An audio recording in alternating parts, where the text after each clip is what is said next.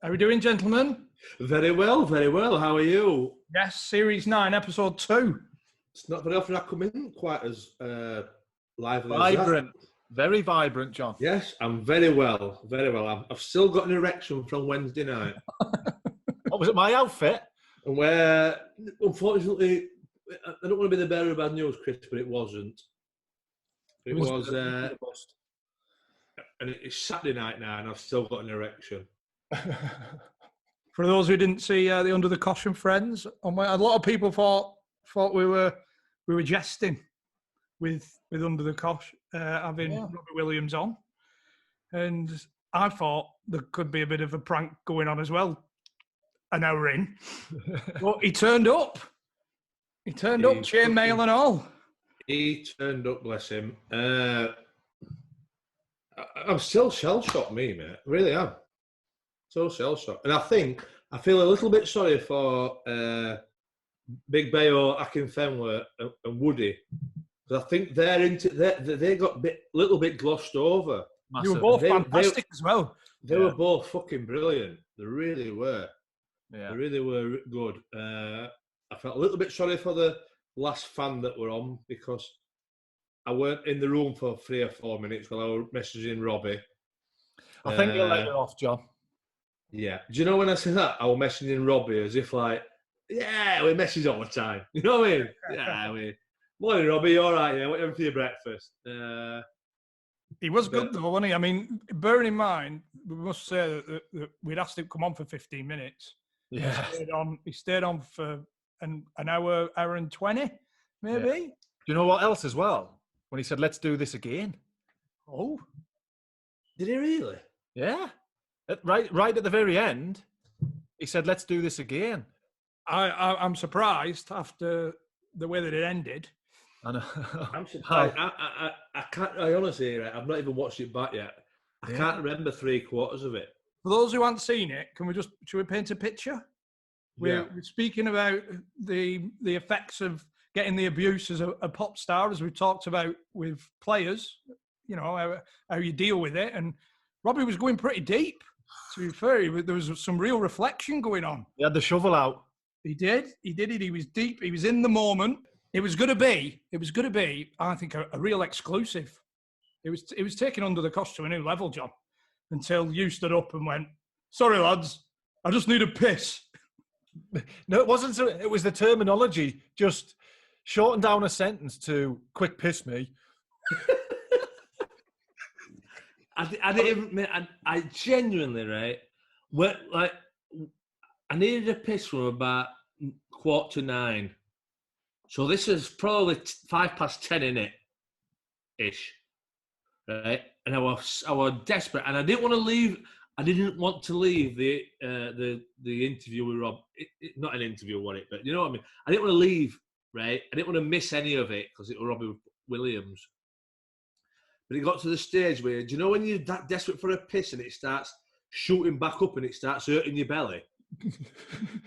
I were at that stage, right?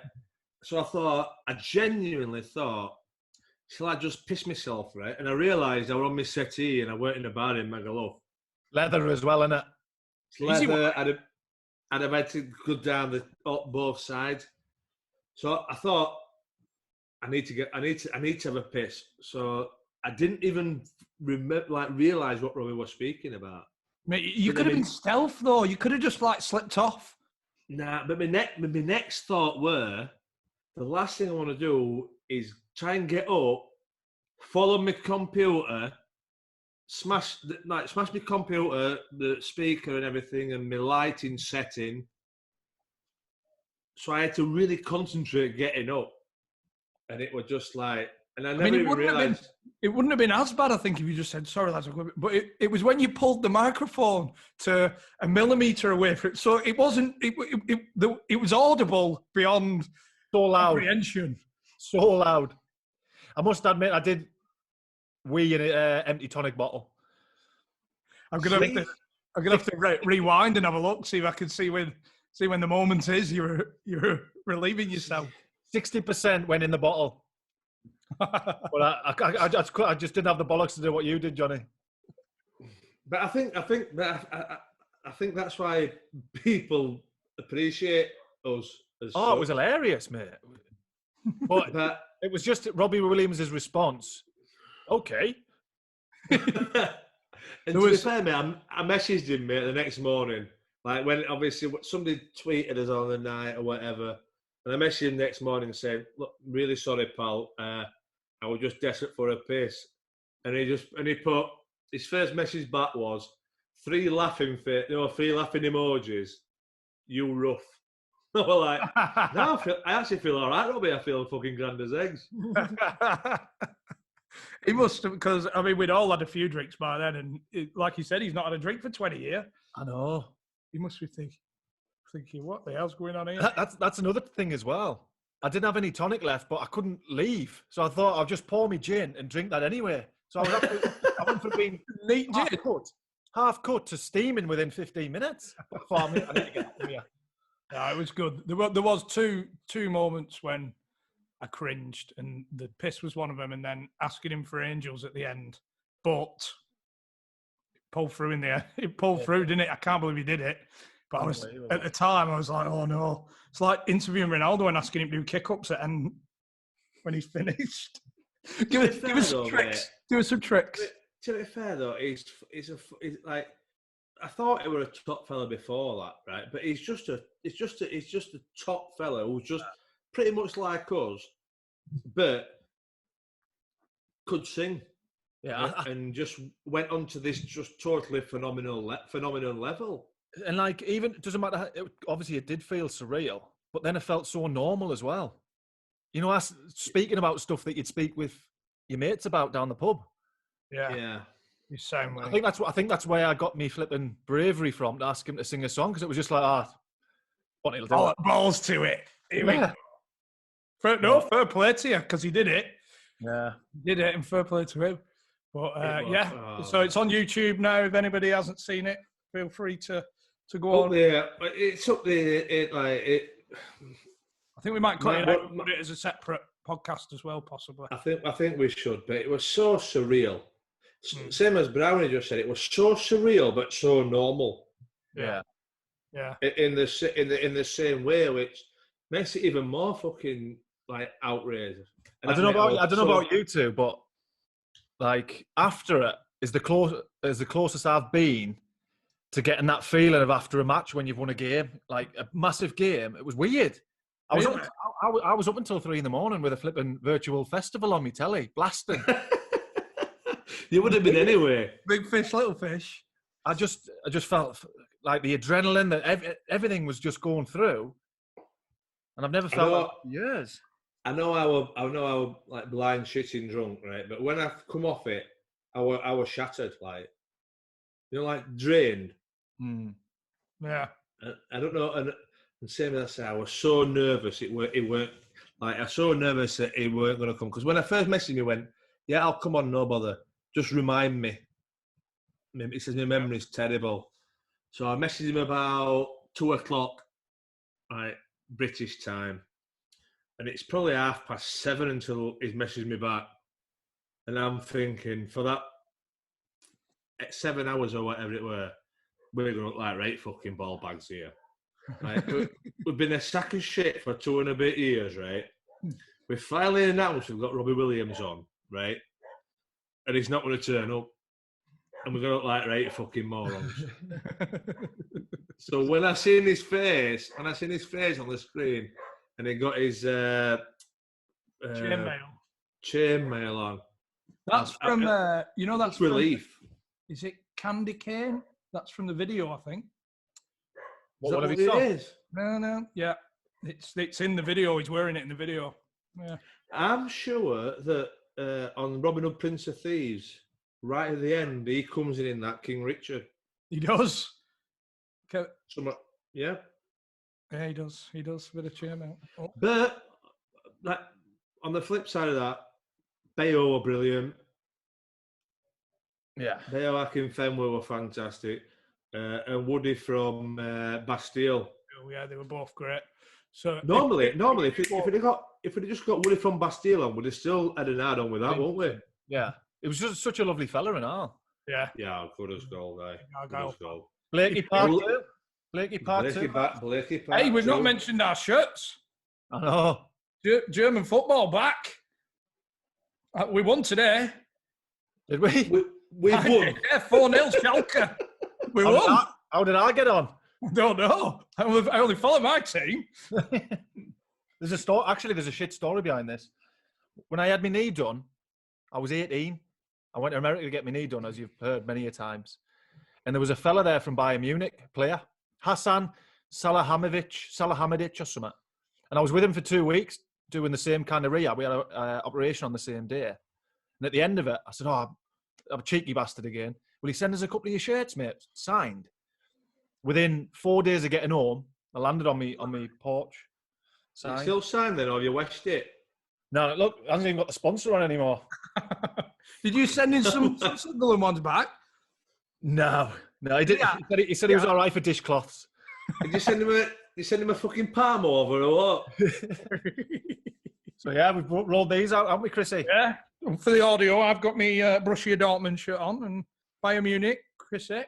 I must say, St. Pauli's my team, but and I've got an Onslow vest on for the audio. Did you watch any of it today? No, I watched a bit of it. It was good to have a bit of football. It's not the same, is it, without the thingy? But I'd say crack on with no fans, Premier League and everything. It's summer, isn't it? It's summer and get it done to the end, and then when we can start watching it again, we do. If they can do it safely, if they can do it safely, yeah, better than now, innit? Let's be honest. Yeah. Blakey part 2. Yes. Blakey part 2. Mate, I listened back to the first one and I really enjoyed it. I think two's better than the first one for me. Yeah, I agree with that. Yeah. I agree. Yeah. I mean, to be fair, we've had a couple of messages actually.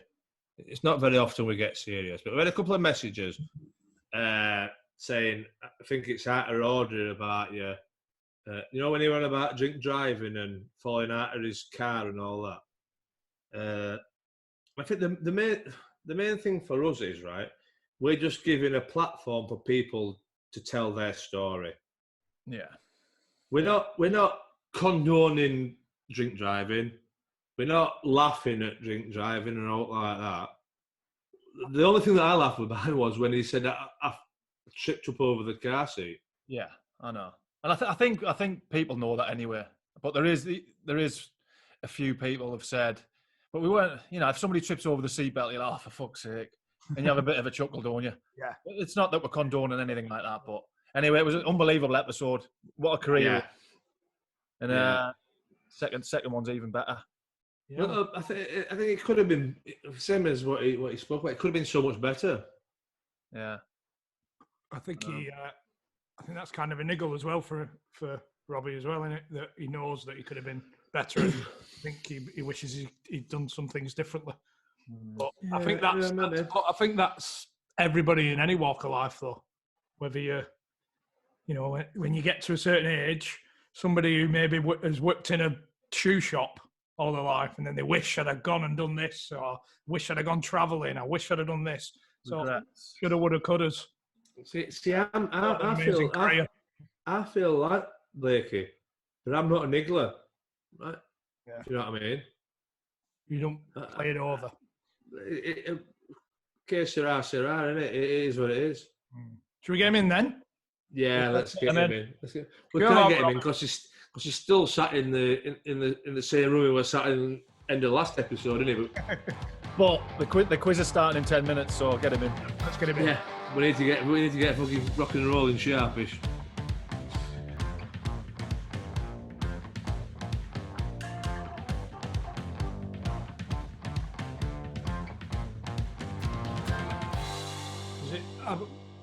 I imagine a massive change then when Cottrell come in. Steve Cottrell, yes. You need a big, deep breath, Blake, before you start on him. No. Do you know what? What the positives? He was brilliant in play. He was great formation wise. So he could switch it, or he knew, and he actually brought near enough all them players in when Coyley got promoted. He brought all the best players in, and do you know what?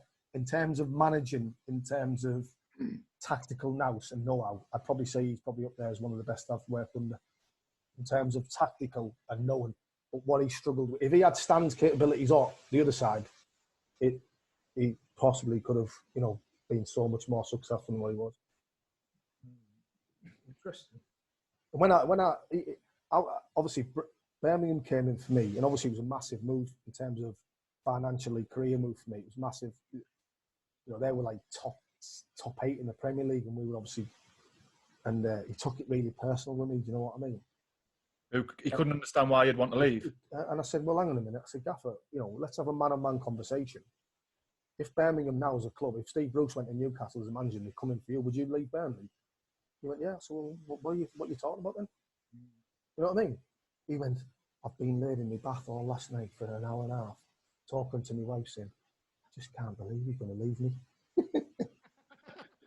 He did it, by the way. He left. I can't remember where he was manager, but he left to go to assistant manager. Yeah, Sunderland. Yeah. But he'd sit in the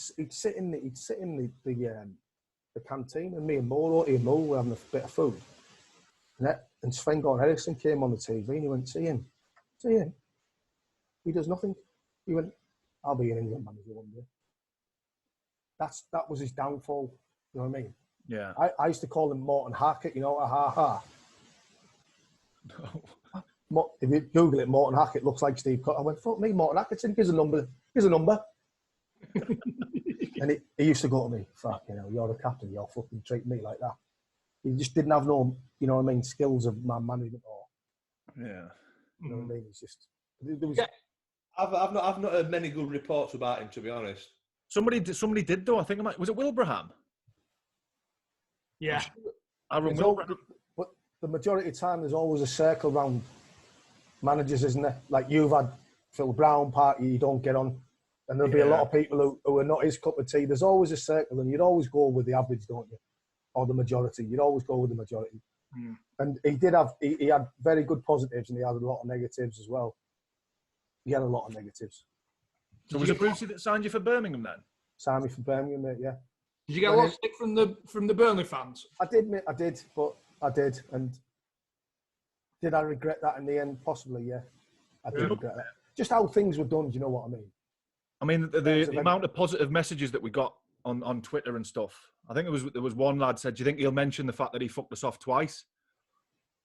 Well, the second, I disagree with the second one, and we'll get to that. But the first one, I do. It could have been done better. It could have been done better. In what way? Just on every part of it. On every part. Myself, I refused to play at Crewe away because of the way the club was treating me. But what the punters don't see is how the club was treating me at the same time. Yeah, as well, so, mate. You've already. I was owed a substantial amount of money from the club, which I was entitled to. Not going to get it. I was entitled to it, and they were refusing to pay me. You know what I mean? Yeah. And Bradford have already blocked your move to Blackburn. Blackburn. This Brownie, this boils down to me being the whole package, though. If I would have been stronger mentally, this is what I'm saying. I could have gone higher and better what I did, but I didn't. I just chose to go with a lot of certain things. That's the problem I had, and I was easily led. You know what I mean? Throughout my life, I've always been easily led in terms of my gambling and certain situations and certain things. And that is just a makeup of me. And if I didn't have had that, and I'd have been a little bit more switched on and a little bit more in with it, I'd have certainly done things better, differently, and I would have been a better player. Yeah, I wasn't. I was just meaning you forcing a move away, if you know what I mean. I didn't force it, mate. I didn't force it that much, mate. It was just they got funny with me as well as me getting funny with them. We had a meeting after a game with Barry Kilby. And that was a case of saying, listen, I've got 1 year left on my contract. You're not going to get that money for me. You know what I mean? What were they asking for you? No, it wasn't so much the price tag. It was just, I think they felt that they were going to get a load of shit off me, off the punters, because they're going to sell me. Right. So if you went on a free the year after, they could have just said, well, we couldn't afford to keep him. Or we couldn't afford to keep, or it's his decision. We've offered him a contract. But you don't want it's on you then, isn't it? But I said to them, I said to them, if you offer me a contract along near as what they're going to offer me, then we can think about it. Which is fair enough. And now people might say, well, you're just being a greedy twat. It's easy to say that when you're a non-footballer and you're just a supporter. But if you put them supporters in that situation, what would they do? And that's not me being as a get-out or a cowardly answer. I'm just saying it as facts how I think it is. I don't think that's greed at all. Everybody was going to make the same decision. Exactly. In any walk of life, it doesn't matter if you're a banker or whatever. If you get that situation, you're going to try and better yourself. Because when you look over your shoulder, mate, or you look around your house, you've got family members to feed and family members to look after in years to come. So that was, and I on record, you know my affection for the football club, and I did, in many ways, hate leaving. And that's when I signed, obviously going a little before, when I signed for Leeds, and then Leeds had the same shit about relegation and having to sell the players. There was a couple of other clubs interested. I said, no, I want to go back to Burnley because I feel like I owe them a little bit of duty to go back and try and have a little bit of success when I know I'm in my latter stages of my career. Was it, just jumping forward a bit, was it the same ownership at Burnley when you went back? Yeah. Yeah. To start, the only ownership changed is obviously when I left. Yeah. But it was the same ownership. Yeah, but it was like, it was welcomed in, do you know what I mean? It was not, because I knew that I still had some miles on the clock. And I knew, even though the Leeds supporters would say I was good, I was average really for Leeds. But we had fucking Kevin Bakewell in charge, do you know what I mean? He could turn a Bakewell tart into a fucking cornflake flake in about fucking 3 seconds. Do you know what I mean? Fucking hell. Listen, let me tell you that now. He could turn fucking Messi and Ronaldo, right, into fucking Phil Neville and fucking Darren Fletcher. Yeah, a few people. Hey, and they're good players, by the way, but they're not as great as they are. Yeah, how did you go with Birmingham? Bruce, it was a bit weird. I'd signed in yet again, it was like a January deal. And I was involved in every game, scored on my debut against Southampton, then scored against Blackburn. Everything was fine. You know, we had great strikers. We had Heskey, Pandiani, Dugarry, and players who were there. And I come in pre-season. He pulls me in after about a week and says, listen, I've had Leeds on the phone. They want to sign you. I said, all right. But, fair enough. He said, go away for a day and have a think about it and come back and see me. So I said, yeah, Gaffer, no problem. So anyway, I went today, spoke to the missus. I said, listen, we've only just gone here. I've got a 4-year contract. What's the point? Oh, I feel as though I've still got off to offer the Prem and all that and see how it goes. So I went in and I said, listen, Gaffer, like, I appreciate you saying it, but, I'm here to fight for my place and I feel like I've been involved. I still think I can improve in this pre-season with you and get better. He said, yeah, son, brilliant. That's the answer I wanted, no problem. So that was on the Tuesday. And on the Thursday, he ran out a fucking pre-season trip to Norway and left me out of it and put his son in it. I was like, oh. Like, no disrespect to Alex. Alex has been a good player and has been a player, no problem with that. I just thought he'd signed me for over £1 million to Birmingham. He's left me out of the squad for no reason. Pre-season squad. But took his son. How long ago was it that he signed you? Well, he signed me in January, so in the May. Right, yeah. So, but I'd played every game, Brownie.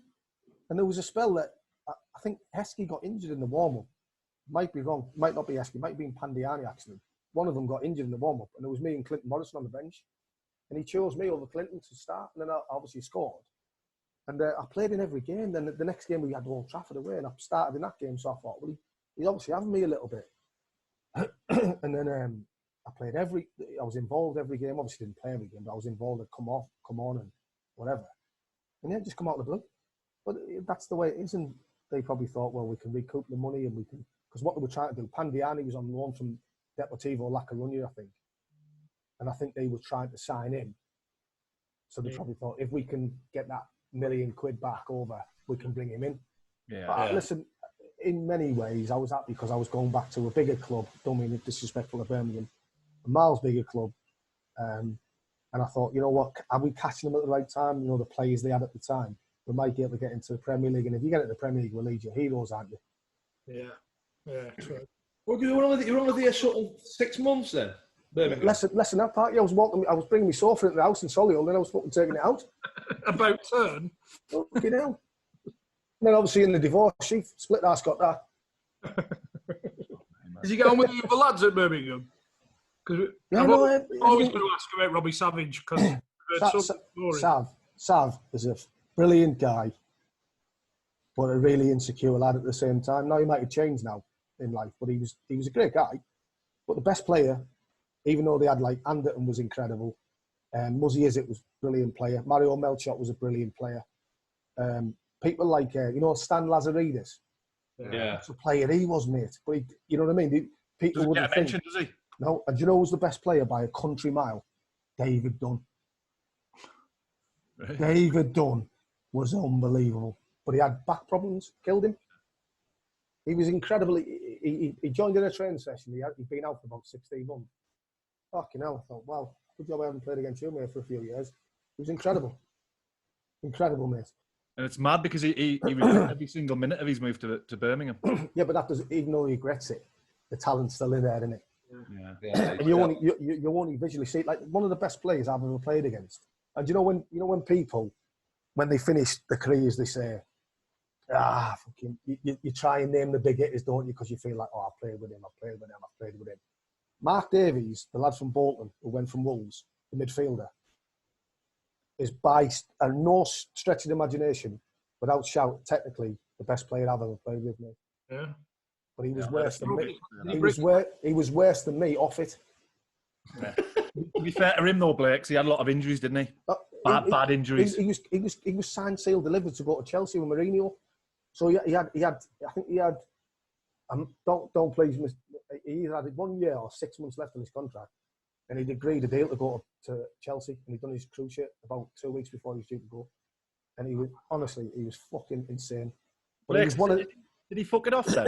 Yeah, or was it just injuries got the better of him? You'd come in with him. You'd come into training with him at Bolton, and he's one of these. He'd get the ball off the keeper and dribble past 6 and put a goal in. Then the next day he'd hide on the left wing, and he'd been out till 5, 6 o'clock in the morning. You know what I mean? Yeah. But he was an incredible player, and like not saying it like to be funny. Please don't.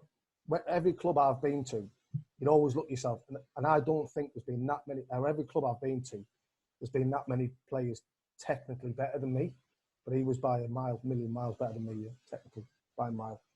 Interesting that. Yeah, I would have never said. I wouldn't even thought he'd be in anybody's top player. Party, I'm telling you, mate, he was fucking insane, mate. Insane. What was it like? I don't know whether it's the fucking red wine talking like, but I'm pretty sure it's not. What was it like joining Leeds at that time, Rob? Last mate, well, I thought it was fucking perfect. I had my house in Harrogate and everything. I thought, fucking, in the end, once you get over the disappointment of Birmingham, I thought, I'm at home, I'm back in Harrogate. I've been there for 8-10 years. Yeah. And if it started off great, you know what I mean? But then once you get Kevin Blackwell... Did you ever, like, do you know when Birmingham said, right, I want to sell you to Leeds, did you ever say, well, I want X amount to leave, I want this, I want that? Of course I did. Of course I did. But we don't talk about that, do we? You know what I mean? That's why it was always going to be beneficial for me to go in the end.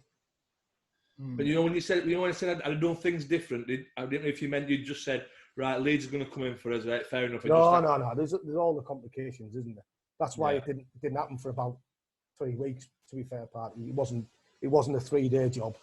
Yeah. He had me running in the hills in Solihull, mate, and Ayleswood, places like that in the Midlands with the youth team. And I thought, why would you bring a lad in for 1.5 million and do that? It's just bad management. That's Steve Bruce, man. You know what I mean? He's like, hey, let me tell you this, mate. Keystone Cops, mate. Steve Bruce. That's only my opinion. Yeah. All he used to do, he used to put 2 boxes on, and he used to go, Premier League winners in that one. Fucking hell, I didn't know which box to go in. Fucking hell, I felt like saying Ryman's League. Which one's that in? and then Dunny said to me one day, I fucking had enough of this. He went, England Internationals in that one. Hey, sorry, Gaffer. He was fucking fuming. He was fuming. I suppose it's Leeds, so Blackwell didn't need to sell anything, but fucking need to sell himself, mate.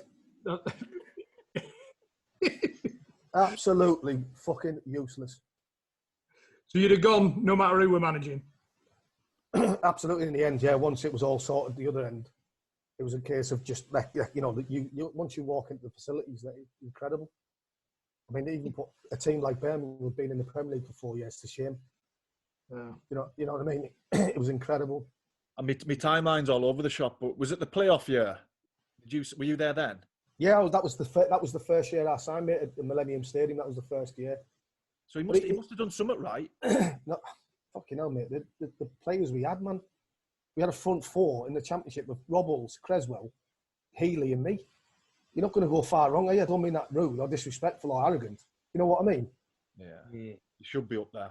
Yeah, well, because if I'm not doing it and he's not doing it, but he used to always flip me and Dave Healy. So I knew it was a record. Like if Dave Healy was on international duty, I'd play on the Saturday. If Dave Healy was back for a month, he'd play. Do you know what I mean? And he was just absolutely the worst manager I've ever laid eyes on. He was incredibly bad. Not a nice fella neither. I don't even get to the level of personal. Do you know what I mean, Party? I'm just purely speaking of open a fucking manual of how to manage, how to coach, and he would fucking pick the index up. You know what I mean? And he'd still probably fucking misread that. He was trying to tell me how to take free kicks. He's a fucking gardener in Plymouth, wasn't he? Glenn Little said that exactly the same about when he went to Sheffield, because he had him at Sheffield. He's not a nice man, Brownie. Honestly, he's not a nice man. And listen, you know, times are healing in it, and you move on and you get over certain things. But even when I was 2 years ago, when I was a first team coach at Portsmouth, I overheard him talking to Joe Gallen, who was the assistant manager, telling him to get rid of me as a fucking. You know what I mean? I heard him saying, "Oh, so and so's available to come if you want him." And I heard Joe Gallen say, "No, we've got Blake." He went, "Nah, fuck him off. You can have him." Well, that's the type of guy he is. But that's just the way it is. But, you know, he'd never obviously burdened. Because what happened was, that year, so I'd gone from being really good at Burnley, really good at Birmingham in terms of the levels. You know what I mean? And then went to Leeds, and I just hit a level, plateau, because he couldn't get anything out of me, and I couldn't see anything. And there was no motivation, there was no get up, there was no...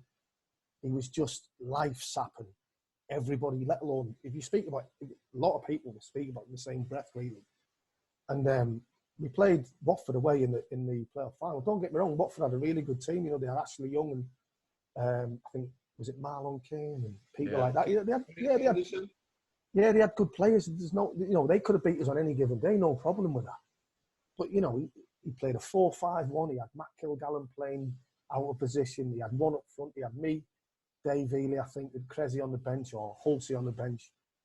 And I just voiced my opinion on the bus, on the way home. I was going, fuck, you know, fucking, what an absolute Scooby-Doo. You know what I mean? Fucking useless.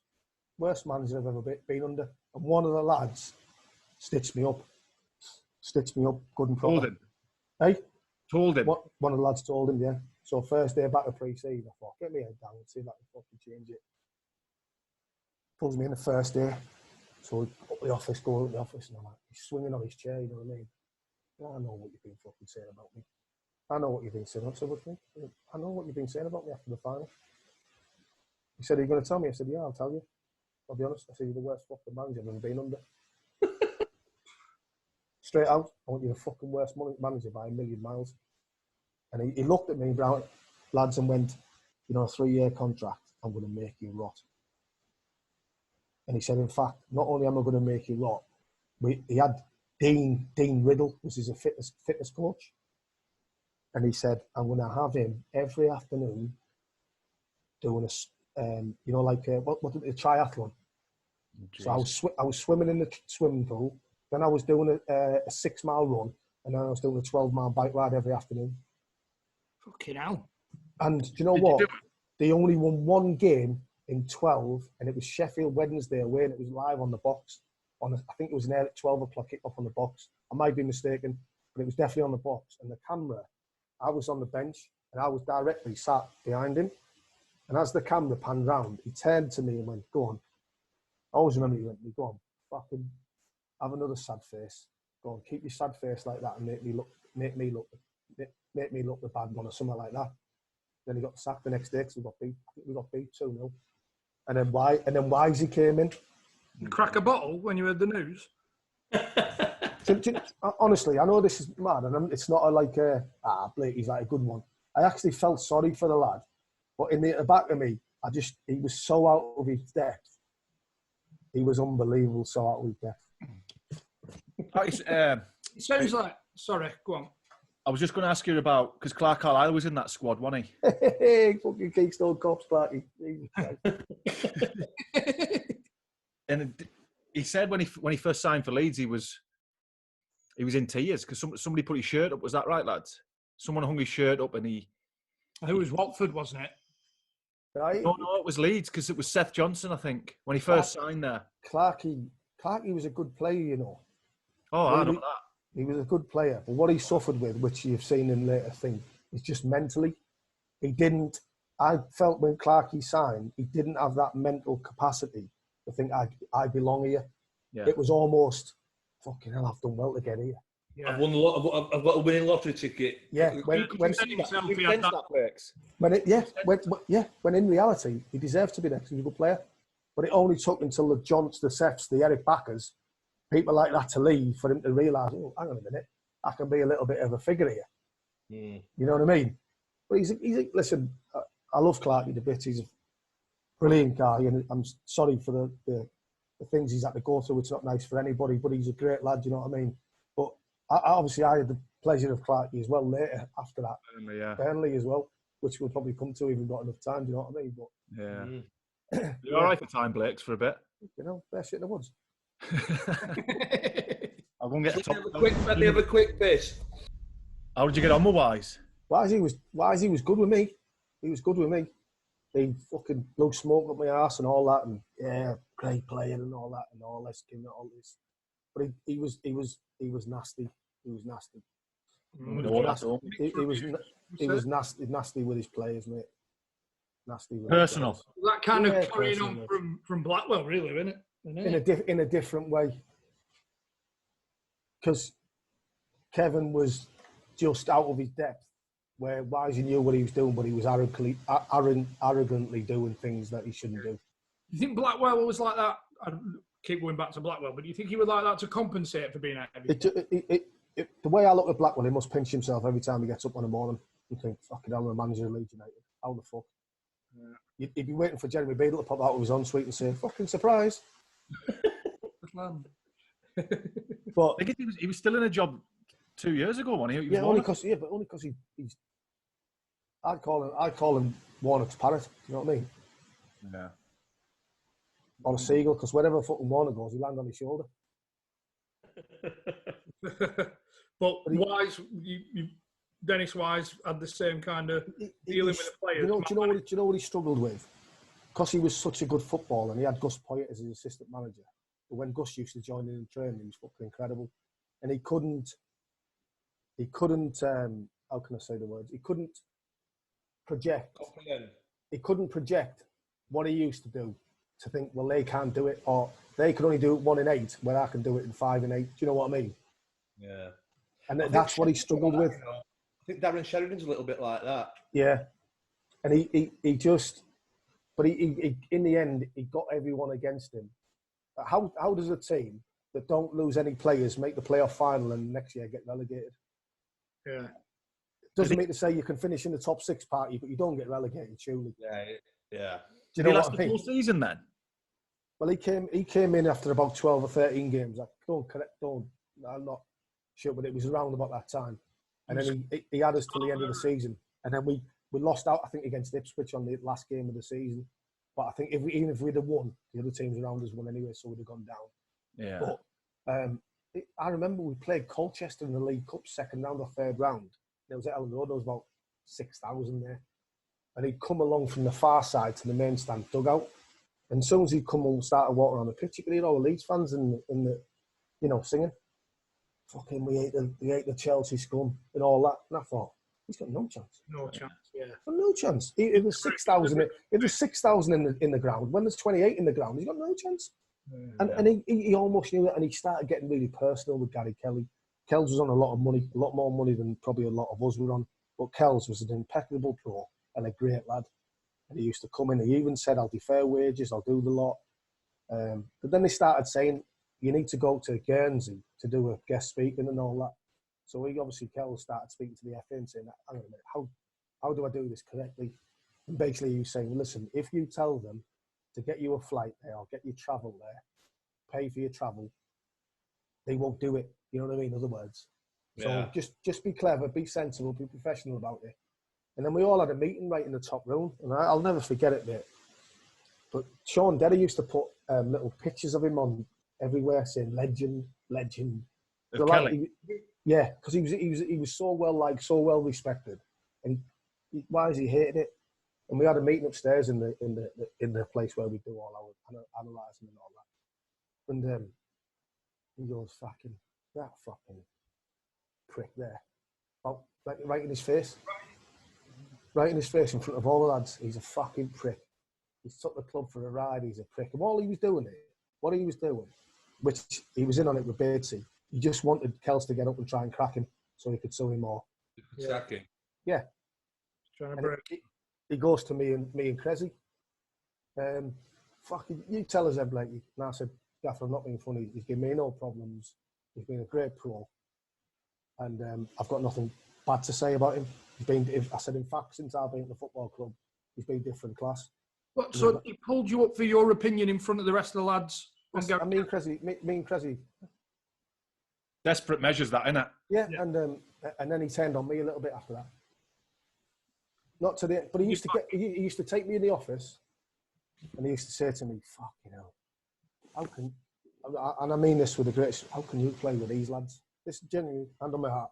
I say, Gaffer, I'm not in your room to talk about them sort of things. I'm just, if you want to have a chat with me, have a chat with me. But he'd say to me that on the whiteboard over there, look what I'm having to deal with. Fucking rubbish, fucking rubbish, fucking rubbish, fucking rubbish, fucking rubbish. Not filling you with confidence, that is it. Well, how are you going to get out of a fucking dogfight? Do you think he was at wanting you to speak about other players, and then he'd have thrown it at the other players? Party, 100%, mate. Even Blakey thinks you're shit. Even Blakey thinks you're shit. 1,000,000%. Because you know who he done it with? He done it with Kevin Nichols. Remember, he used to be at Luton, midfielder. He came in and he made him captain. He took the captaincy off Paul Butler when Butts left. Then he made Sean Derry captain, and then he gave it to Kevin Nichols. And Kev wasn't having it, and he fell out with Kev. We must have had fucking three captains in the space of about three months. You know what I mean? It's just mad, isn't it? The career that Dennis Wise has had, and he goes and lets himself down. Tell me this one, right? So I'd left. I'm at Burnley now. So you know when they signed, well, Beckford was there when I'd gone there anyway. He obviously started playing then, and Ian Moore had left. So I ring Eddie Lewis, you know, the left winger from Fulham and all that. Yeah. But Preston, would have been at your Preston, was he, Party? No, I think he was before us. I think he was before me. So I ring Eddie and all that. How you doing, Eddie? All right, mate? Yeah. What you got? I said, oh, you got a strong team out tomorrow. Anyway, fucking Eddie must have gone to Wise and said, Blake, he's asking about the team. He probably's asking it for Ian Moore, a Tranmere for Ronnie's dad. Fucking do me a favour. You know what I mean? So he gets everyone. He gets me on loudspeaker on a Friday night, having food. But you fucking little prick, trying to get the team out. Was he going to give it Ian Moore, like, so he can give it his dad? I mean, I said, what are you talking about? And anyway, this is how good Gus was. Gus rang me after he went back to the room and said, Blake, he's just on one, mate. You know what I mean? He can't help himself, basically. And that's he just wasn't liked. There was a paranoia there as well, from not being liked. Well, I think as anybody, I think everybody, if we'd have had the same reception that he got when he first signed, you'd always have that at the back of your head, wouldn't you? Do you know what I mean? You'd always have that at the back of your head. I can't win here. I don't know what I've done, but I've took it now, so I can't win. But that wasn't your fault. That was the lad's fault, wasn't it? No. Honestly, Pat, there was that much politics going on, mate.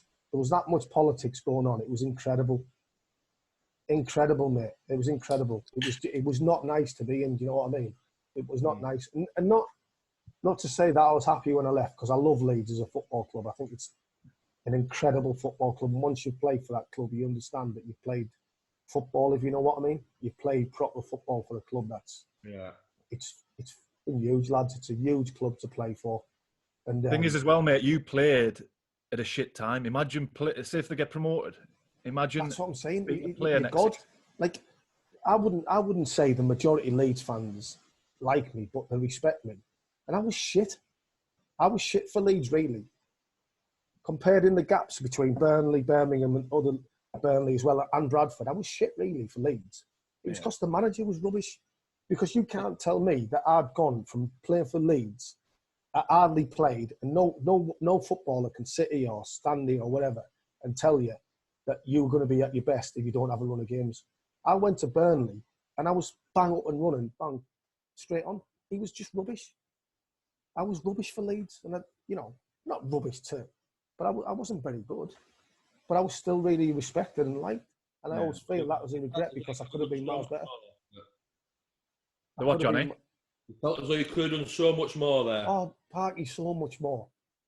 Do you know what I mean? He had me playing wide right. Well, he had me playing right back, really. Do you know what I mean? Yeah. Because of how we play, we'd never keep the ball, so you could never play through the lines and get up the field. Yeah. If you'd have played me in the front three or behind the front, you know what I mean? Then it probably would have been a different game. Yeah. Think of all the players that are saying this over the last 15 years since they've dropped out. You know, I wish. No, they're all the players you talk about. They're all, you know what? I always feel like I was lucky in many respects because having played with Kells, Eric Backer, and Seth and all them, Seth Johnson, they must have been thinking, "What the fuck's it was here? We've got a guy who can't even bake a cake, let alone fucking run a team." Do you know what I mean? And it's not. I'm not trying to be personal with a guy. You know what I mean? He'd probably, if you got him on here, he'd probably fucking say the same thing about me. But that's just life. You get on with it. But I'm genuinely, everything I spoke about, I'm telling the truth. Yeah. Gus How did you find Coyle then? Gus good as gold. Oh, good as goal, mate. Unbelievable. Who's that, John? Gus Poyet. Oh yeah. You always have a good and bad, don't you? Yeah, if he's having to apologise for him, he must have been thinking, "Fucking hell, he's just been a dick here."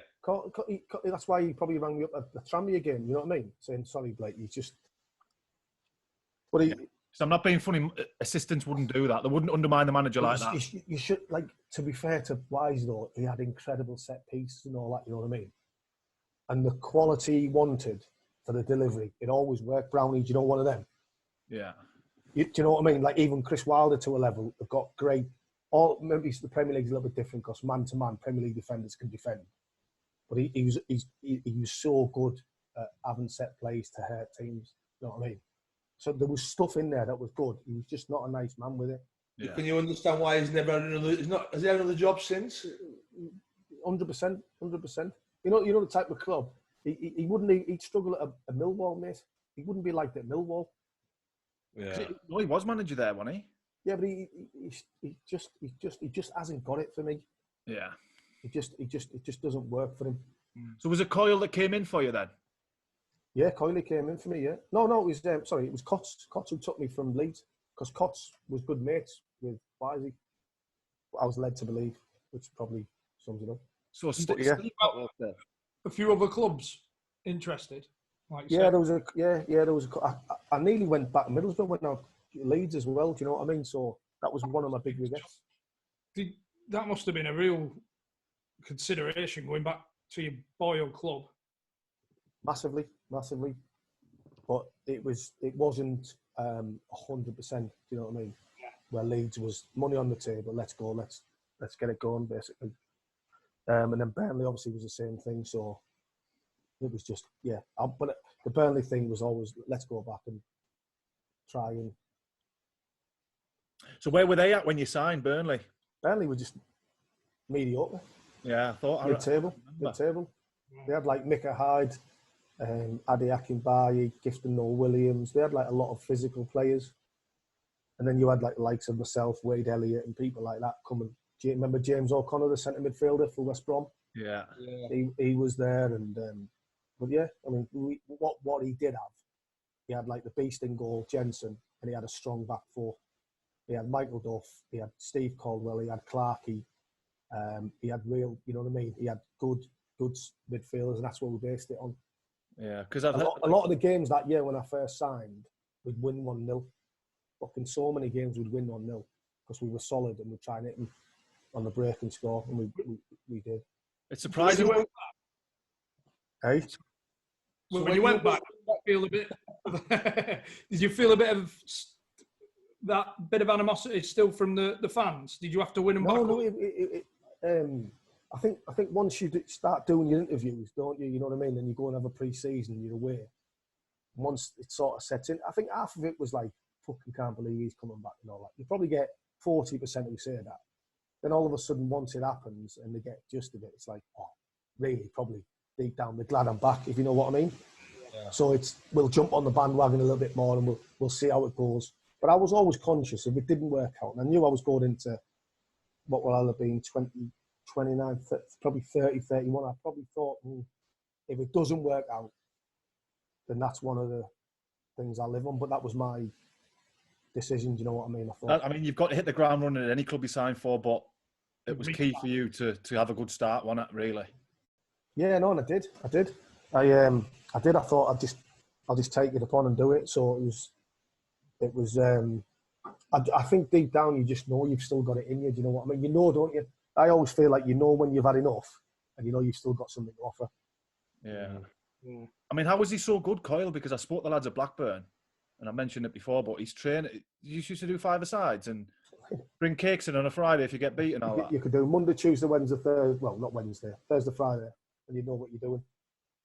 But what he did do, which was the hardest part of anybody, was even though you were nowhere near as good as people who you were playing against, he made you feel you were better than them on walking out on the tunnel. Yeah. So he was the best bluffer. He was the best bluffer ever. We were doing like a little keep ball session, and anyway, like he just signed, so he comes up to me and goes, "Fucking hell!" He said, "I've spoke to Alan Thompson about you." He says all he said to me is, "Give Blake the ball, and he'll produce for you." I said, yeah, "That's a good first impression." You know what I mean?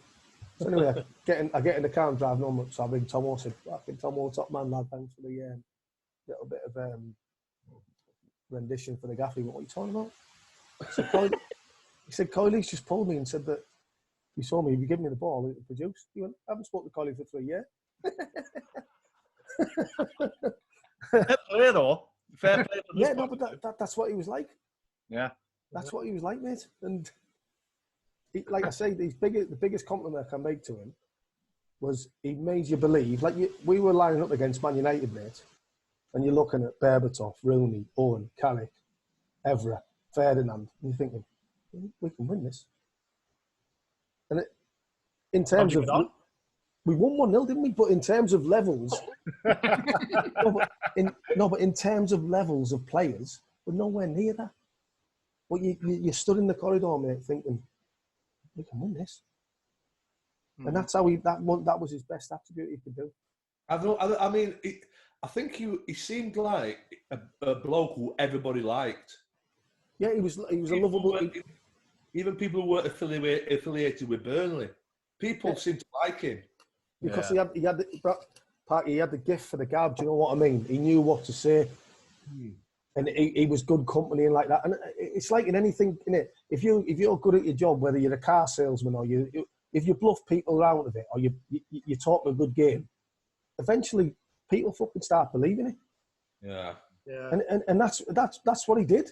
Yeah. I think bluffing's probably a bit harsh on him because there's obviously a method to. He knew what he was doing. No, he's bluffing us, saying that we're better. Oh yeah, I know that. Players, but no, there was a way he did it, and one thing he did do is like you'd have Stevie Jordan stood in a team talk on a Friday against the team, just pissing himself in his straight shorts. But he wouldn't say what you're doing. He'd get on with it. He'd let you do it. Not laughing either, pissing himself. Literally pissing himself, weren't he? Yeah, just all the piss falling down his leg and everything. Do you think he had the right players though at the right time at Burnley? Because it's not necessarily worked since, has it? No, he had good players. But what it goes back to is lowly Burnley. They haven't got a cat and nails chance of staying up. In reality, we had some good players who could play at that level. We did.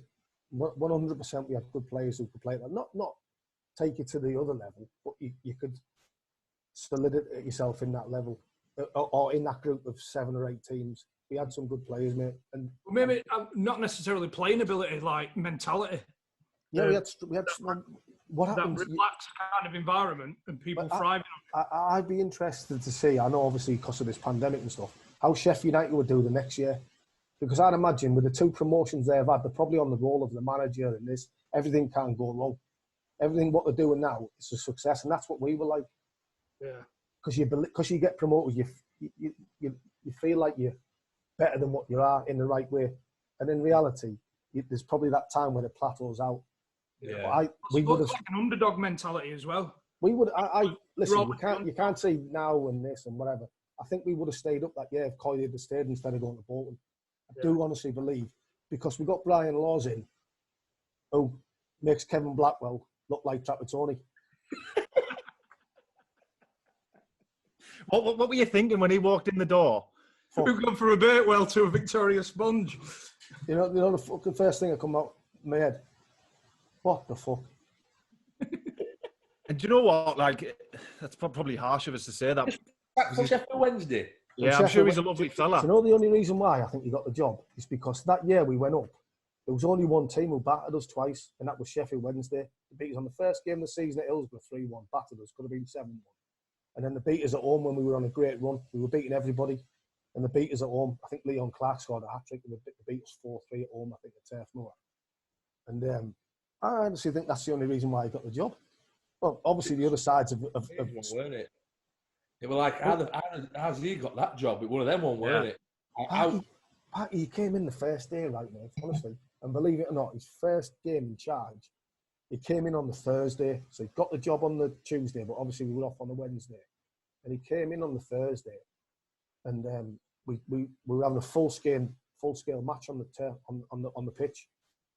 And so he meets us up in the breakfast room in the boxes and all that. So anyway, lads go down, we start running around. Russ Wilcox comes up to me and starts walking, like standing with me as we're in a circle, stretching and all that. And he goes to me, fucking hell, he said, so what's the Premier League like then? He went, I've only been watching League One and League Two, mate. And this is the assistant manager. And I went, fucking hell. So as you do as a player, you start running around again as you stop stretching, you're going around again. I'm saying to Michael Duff and the other lads, Duff, you're not going to believe what he just said to me, mate. He said, I've only watched League One and League Two. He went to me, fuck. I said, I'm telling you. So anyway, we played a fucking 11v11. We played 12v11. He had me and Chris Eagles playing up front on the left because he couldn't decide who was playing. And I'm stood there going, what the fuck was going on? Yeah. He didn't play 11v11 and switch me and Chris Eagles after 20 minutes. He played 11v12.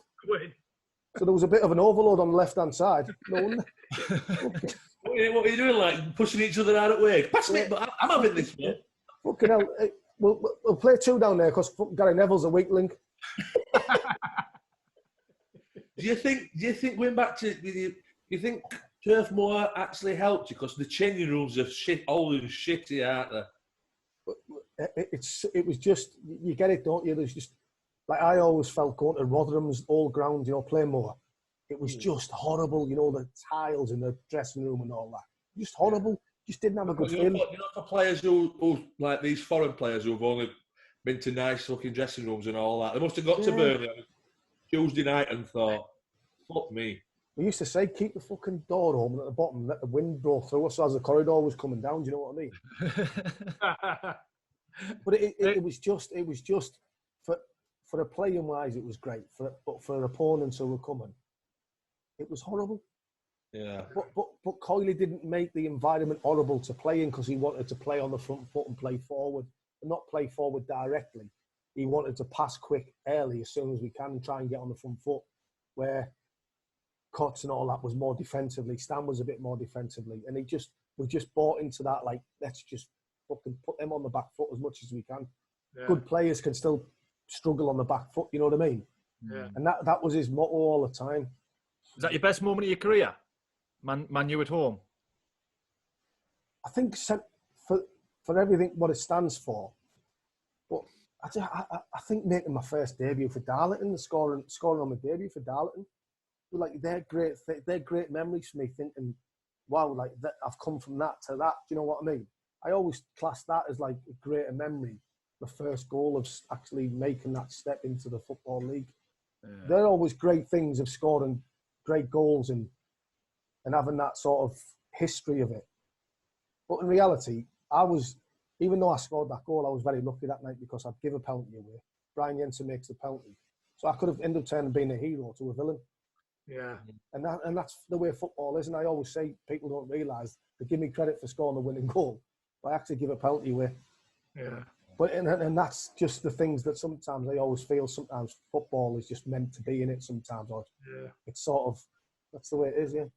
And what was dressing room like? I mean, we don't usually talk about individual games as such, but the semi-final against Tottenham, because I remember watching it and just because you were 4-1 down. Went to White Hart Lane. Holding back. Yeah, I always remember White Hart Lane. They were all the Tottenham fan players and all that were high five and doing all sorts in the tunnel at White Hart Lane. No one, they were probably thinking they're probably gone out in London and all that the same night. You know what I mean? And we always just said, just make it respectable. Try and get a goal. You never know. If we score first, there might be a little bit of a chink in the armour. You just don't know. And then when we scored first, then we scored two, you could actually see them getting rattled, which was strange. You know what I mean? They weren't offering anything in the game in the end. And I think, like, it's easy to say, but I think if another 10 minutes had gone, we might have actually won. Yeah. We made a debut for Tottenham that night, I think, at Turf Moor. Yeah. What was the final score?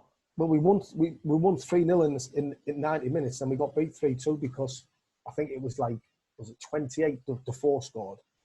And I think Pavlyuchenko scored with the last kick of the game to make it 3-2. But it was just, but even then you look at the plays there, and with Bale and all them were playing, it was incredible. What a night, you know what I mean? It was just, and I honestly believe if we'd have won that game, it'd probably been the biggest upset in football history, mate, I'm telling you.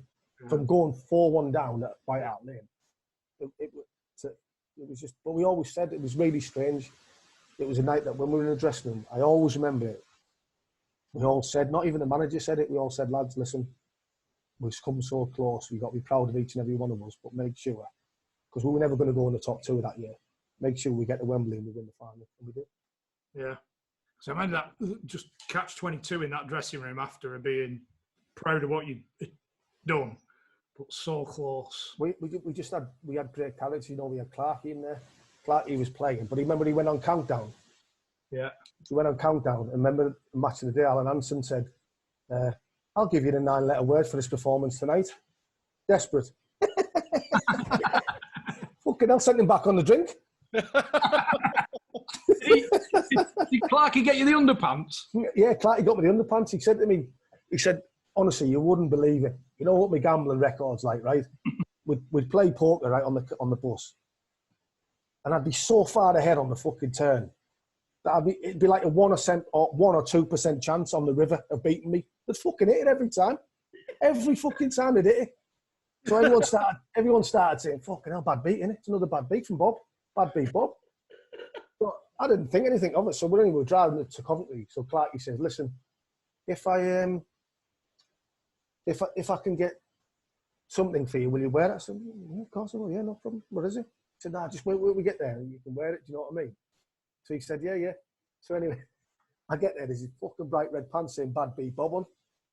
I thought, oh, fucking hell, I can't refuse to do it now. I've said it. Once you've said it, you've got to do it, haven't you? So next minute, I wore them and then I scored. I was sub actually.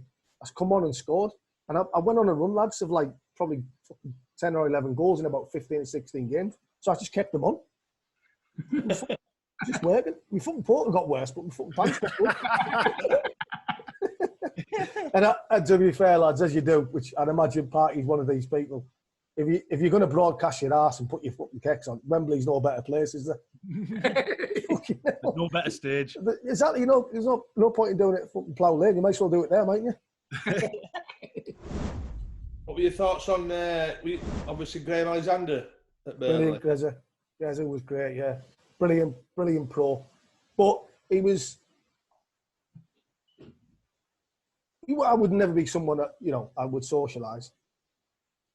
He was... The one thing I'd say about Greza is he was a very good footballer and he was a very good professional. Is that why he didn't get on? Just a twat. I wouldn't say we didn't get on, but he probably looked at me sometimes and even in his interview, he'd probably think, what the fuck's he like? You know what I mean? But it's just different characters, do you know what I mean? Was there ever a point in your career where you went professional with you like you said yourself, not No, eating? never, right? never. I mean, the night I scored against Man United, the pre-match was at KFC. It was a KFC in Corn. There was a KFC in Corn just before you get onto the 65. I had a 3-piece variety meal, but no drumsticks. and then I scored. Well, and then if Fergie knew that, it'd be fucking raging, wouldn't it? hey, and then That become a tradition then. And then I scored, went back to the same thing, because obviously it's the back way towards Harrogate. And I had another 3-piece variety meal after that with a fillet burger. And she went to me, the girl went to me, great goal, by the way. I said, yeah, cheese, just give me my fucking food, I'm all right. I'm exactly the same as you, Blakey. I was exactly the same as you. And you see, that's what I'm saying. I'm not saying I would have done this and done that, but that was my downfall. And I'm not, when I'm talking about, I'm just only being open and honest with you lads. It's not me, I'm proud of that. It's just there were the things that I did, as long as it is. And if I'd have cut them things out, I know I would have been better. But that's The thing is, mate, I played with Dean Whitehead, and Dean Whitehead's had an unbelievable career, top pro, but he used to have a Mars bar and a can of Coke on the way to the game on a Saturday. Yeah. So, like, you can say it's wrong all you want, but Dino wasn't a bad pro. But then but Dino was ripped, wasn't he? Not right, no. Dino never. I look like a robber's bag. It's a fucking big difference.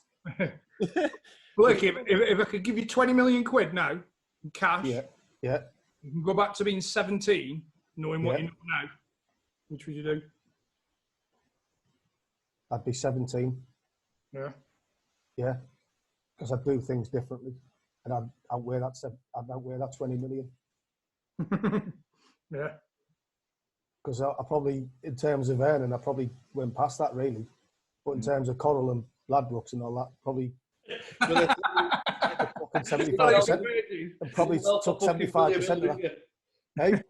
He did well for William Hill. Well, I know what you're saying, but that's a hard question to ask, because what I'm trying to gauge that on is in this current time. Because you could be a top-end championship player who goes to the Premier League and gets sold to get a team out of the championship, and you'd earn more than £20 million over your career.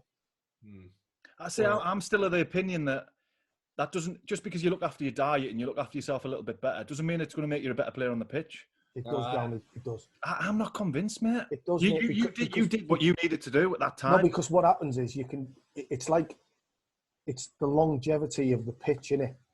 So I could produce, but I couldn't produce as much as I could because I was running out on energy. But you were still scoring winning goals in the Premier League at 30. But that's what I'm saying is you might be different and Party might be different. Whoever, I'm just saying to you honestly, if I'd have looked after myself and had a better core and a bit more strength and conditioning, I'd have been able to go that extra yard just a little bit quicker. I'm just saying that as I'm not saying in the terms of me saying, well, I haven't done anything in my life, because of course we have. We all done something. Doesn't matter. But what I'm saying is I honestly don't think I reached my full potential of what I did. And that's not me being arrogant to say I was fucking this and that, because I wasn't. But I'm just saying that openly honest. I could have been better if I'd have looked after myself. And I'd imagine players will say it the same thing. If you ask players about me, they would probably say the same thing. Yeah. Yeah, if I'd have been a stone and a half less, I don't think I'd have been the same player. You would have been. You don't, because it's mentally you're telling yourself you wouldn't be. That's the difference. What happens if a ball goes down the channel, for instance, you get that half a yard and you think, fucking hell, I've just got that half a yard across him, bang, goal. You don't know. I don't think a stone less would have made me any quicker or any sharper. Over the course of 90 minutes, it would. For instance, if you think about it, if you computerize yourself and you're yourself now, but you take 2 stone off you, so you take 28 pounds. Still be fucking overweight at a minute. No, what I'm saying is, if you take 28 pounds, if you carry 14 bags of sugar around your waist, you can't tell me you wouldn't be able to do things quicker or regularly more, course you would. You just fucking, you're in denial, Parky. You're in denial. Licking my finger in sugar pot, that's the problem. You can't really say that for Brownie because he couldn't get off the fucking treatment table. I was only joking, Brownie. I was keeping out with this conversation as well, Sorry, mate. I know because you don't agree with me, which is fine. But listen, the good thing about it is, if we were all out in the boozer now, we'd all have them saying fucking things and we'd all still be arguing about it. And that's the best thing about footy. Yeah. No, I do get what you're saying. But what I meant was it doesn't necessarily mean that all of a sudden you're going to go on to be the best player in the world. No, I'm not, I think I'd have stayed higher for longer. Yeah, maybe. Yeah, because I was never blessed with great pace. So I just think I would, if I'd have been more agile and more with it, I'd have been better. Yeah. Did you still speak to Coyle? You know, when he left to go to Bolton, were you still in contact with him then? The only person I would never speak to was Kevin Blackwell. There's not many people in football, which it took me a lot to brace myself to speak to you two, but never mind. But no, there's only Blackie I wouldn't be very keen on speaking to, because I think everything's you've always got different angles, haven't you? Whether you're a player, physio, doctor, coach, assistant manager, you've always got things, and you try to get the best out of people. And whether you clash, it's difficult, isn't it? But there's only Kevin Blackwell I wouldn't speak to, mate. But what I mean, he went to Bolton, but then he signed you, didn't he? Well, he signed me, yeah. Yeah, he signed me at Bolton, mate, yeah. But if we've got time, we're going back to the Bolton thing, the Burnley thing, when they said, I was with Brian Laws, who was telling all the senior people up the top of the hierarchy that I was injured every week. I wasn't. He just didn't play me because I'm not his type of player, mate. He likes Leon Clark's. No disrespect to Leon Clark. Leon Clark and Robbie Blake are completely two different players. Do you know what I mean? That's just the way it is. So he thought he'd muscle his way to safety as opposed to. Listen, I'm not saying that I should have started every game or played every game, but from a personal point of view, I couldn't have played with him as a manager. He was pathetic, and that's a bad word to use because he's trying. You know, he's been a manager, and I'm not trying to say that in a disrespectful way, but he was pathetic. We played Man City at home on BT, right? And we're playing, and we're 4-1 down at half time, and I've set the goal up. And he comes in at half time and he says, fucking hell, what a shout of shit. What a shout of shit. There's only two players who've come out with a bit of credit. You, and it was me and Kevin MacDonald, you know, plays for Fulham. And he starts going on for 5 minutes. He goes, right, I'm going to change formation, and I'm going to make 2 changes. You are coming off. Me and Kev came off. Fucking hell. It was unbelievable. And then Kev went across the road into a boozer, and I went out the left-hand side, got my car and drove home. So by the time the fucking final whistle had blown, I was at home in my house. And we come in on a Monday, and obviously the social media had seen Kev was in the pub. And he starts going, see, he's the fucking perfect pro. He gets brought off when he shouldn't get brought off, and he's still at the football ground at the end of the game. Fucking clueless. I feel like saying, I'm fucking out the back door, you daft fucking cunt. Fucking absolutely rubbish, mate. No, actually, I'll tell you what, that's bang out of order. He was just out of his depth. That's what I was going to say. Yeah, out of his... When he was getting interviewed and stuff after games, it was one of them where I felt sorry for him. Yeah. In the end, it's just like, you just can't. But another one, it's for him, he can't turn that down, can he? Nah. But how can you? Even if he's going to have a shitter for 6 months, he can't turn it down, can he? He must have thought, what the fuck? My fucking Christmas has come at once. Exactly. So he might be out. He might know that he's out of his depth. But him and Russ Wilcox are probably lovely fellas. It's just one of them. It's a football. They probably are nice guys. They probably are nice guys, but it was just fucking hell. It was just like, wow. Hey, I tell you what, we played Stoke at home, and Rory's a lap, throws a fucking head, and I think Shawcross scores an header back stick after 43 minutes. We battered them for 43 minutes. They have an header, bum goal. He comes in and puts it on the video for about 14 minutes of why haven't we defended the long throw?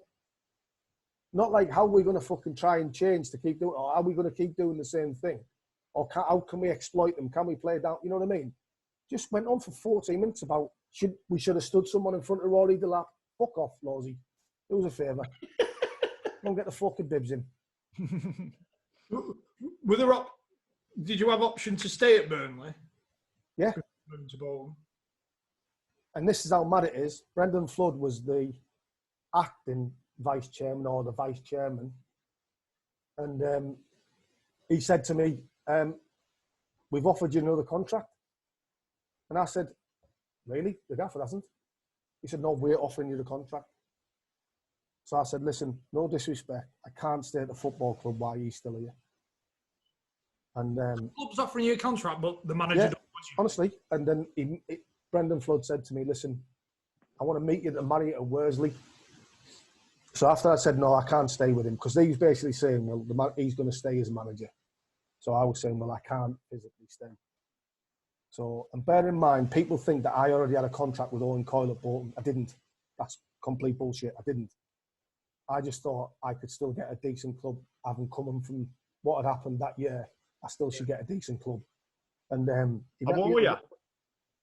35. So he met, I think I was 30, yeah, it'd have been 35. So he met me at Worsley Marriott. And he just said, Robbie, listen, I think you're making a big mistake. Stay at the football club. And I just said, listen, you will not, even with that team that you've got, get out of the Championship with that mug in charge. You won't.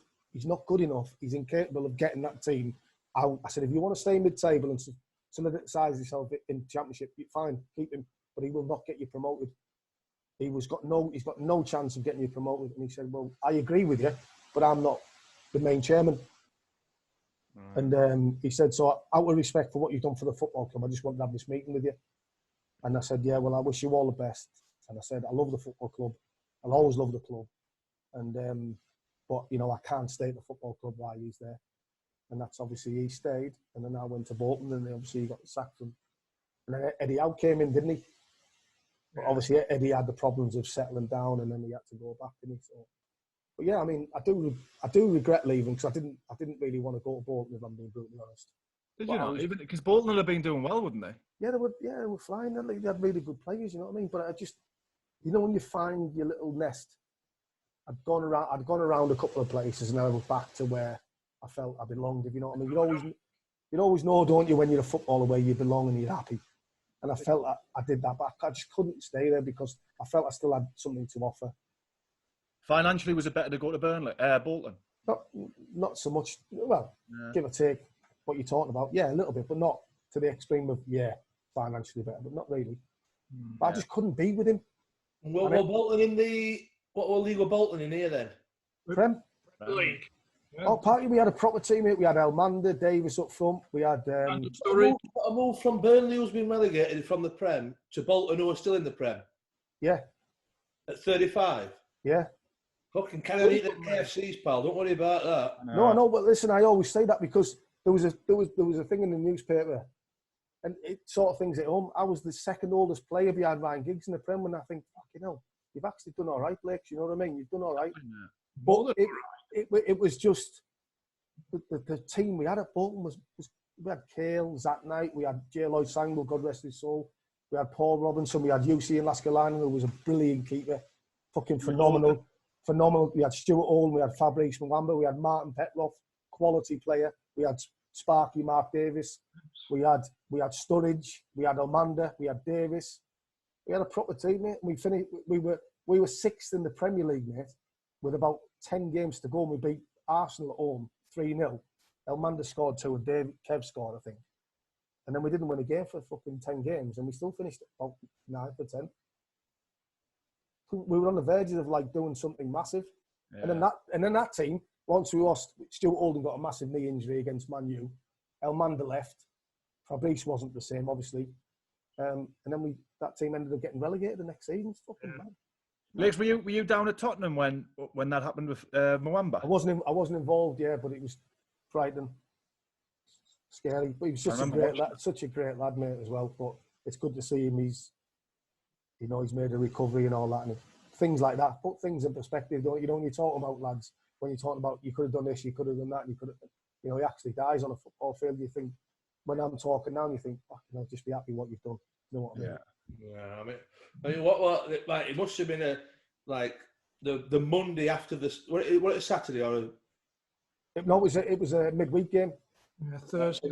The next day that you went in, then What was the atmosphere like? We didn't go in, party. We didn't go in, mate. We didn't go in till maybe I think it was the Friday, mate. I think, and obviously he was still down in London, so it was a bit all over the place. You couldn't really function because there's so many graphic things at the plays. It seems, you know what I mean, and it's just. Because don't forget, you build that. Fab was a great lad. He still is a great lad, and you build that camaraderie with people, and you get attached to people, don't you? Do you know what I mean? And it was just to see that happen. It was just incredible. So the game after, it must have been like your heads must have just been up your arse, and people can't fathom that, can they? People can't fathom. It's a fucking, you know, don't you get on with it? It's hard that even to the less of people dying, obviously, though you come back to life. It's even when someone has a serious bad like leg injury. Yeah, 100%. It still knocks you as a player. Yeah. It still knocks you because that's what people say. Like now, when you get older, the mind's the most powerful thing in it. Put your feet in it. But the mind's the most powerful thing you've got. And it just plays with you, doesn't it? It plays with you like, oh, God. I remember Michael Duff doing a really bad injury. He sort of, as a ball went over his head at right back, he sort of flexed his leg to play one up the line, you know, as he hooked one on.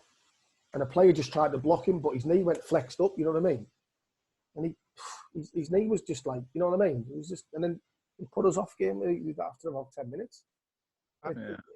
I'd say that mental injuries have ended or brought to a close more players' careers or not achieved their potential than actual physical injuries. Absolutely. 100% it does. And that's what it does. Even the players who do actually come back, it's still mentally still scarred, innit? It's still there. Can I go in as hard as that? Because look what happened last time.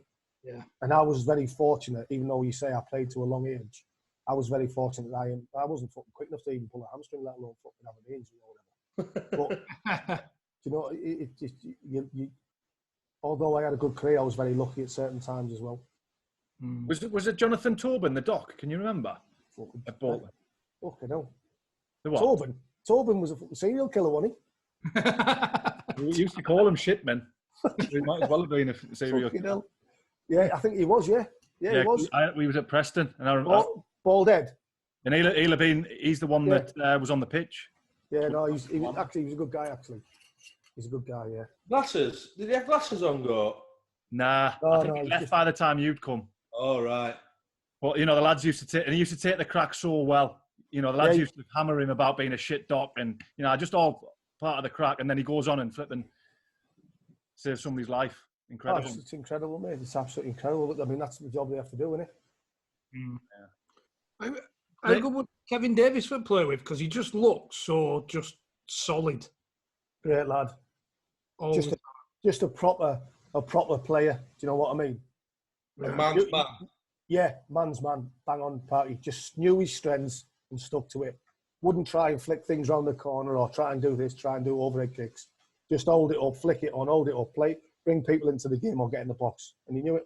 And that's why he played for England and that's why he had a successful stint in the Premier League, because he knew what he was good at and he didn't try and do the things that he was bad at. Blake, tell that one, the conversation with Coyle and Eagles before the game. What was that? Coyle? Chris Eagles and Coyle when Coyle said to him that he wasn't playing with wingers. Oh, I can't remember it, Brownie. I can't remember. What is it? I told you I can't remember. I can't remember it. You can. You're just throwing that one on me. I think it was in the hotel, and a bit more. He said, I'm not playing with wingers. So he went, well, am I playing behind the striker then?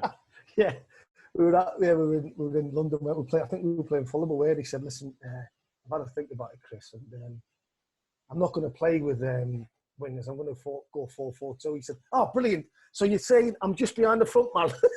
He went, no, you're on the bench. He went, oh, fucking hell. Yeah, I'm not going to play out and out wingers. I'm going to play just a lad just off Kev. Oh yeah, brilliant. So I'll play. No, you're not playing, mate. No. Yeah, I always remember like Chrissy had played in the Champions League. Great lad. Another like savage, insecure as fuck. You know what I mean? But a great lad. And we were playing in the playoff final against Sheffield United at Wembley, and he's fucking pacing up like a fucking idiot, pacing up and down the bus. So what are you doing? He said, I just can't get a grip with this. I said, what do you mean? He said, it's a big game, isn't it? I said, Just relax, sit down. I said, you're not even fucking playing. You're on the bench, you daft cunt.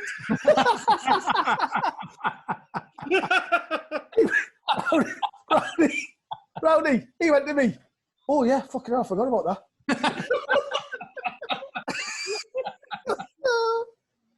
He said to me, oh yeah, I forgot about that. Too busy fucking putting Vaseline on his balls and all that way, shave them all. He's a great lad though, you know what I mean? Brilliant lad. But it was just, we knew playing that playoff final that we were going to win. Really weird. I always remember sat in the hotel. It's really weird. You know, you have like breakfast and all that with the lads. And we're all saying, party, oh, it's going to be brilliant, isn't it, when we're playing at St James's Park in Old Trafford next year. Not one of us was saying, hang on a minute, we fucking haven't won it yet. It was just that weird, honestly, lads. I know it's easy to say, it was just weird. It was just a bit like, fucking hell. And then when we were in the tunnel, we just knew. I looked across and I remember Killer seeing a fucking wild llama. And I thought, if we can't beat a wild llama playing centre half, we've got to be... Sheffield United they beat us in the semi-final, if you remember. Preston. Yeah, Preston, yeah. They were strong. I thought they were going to do it.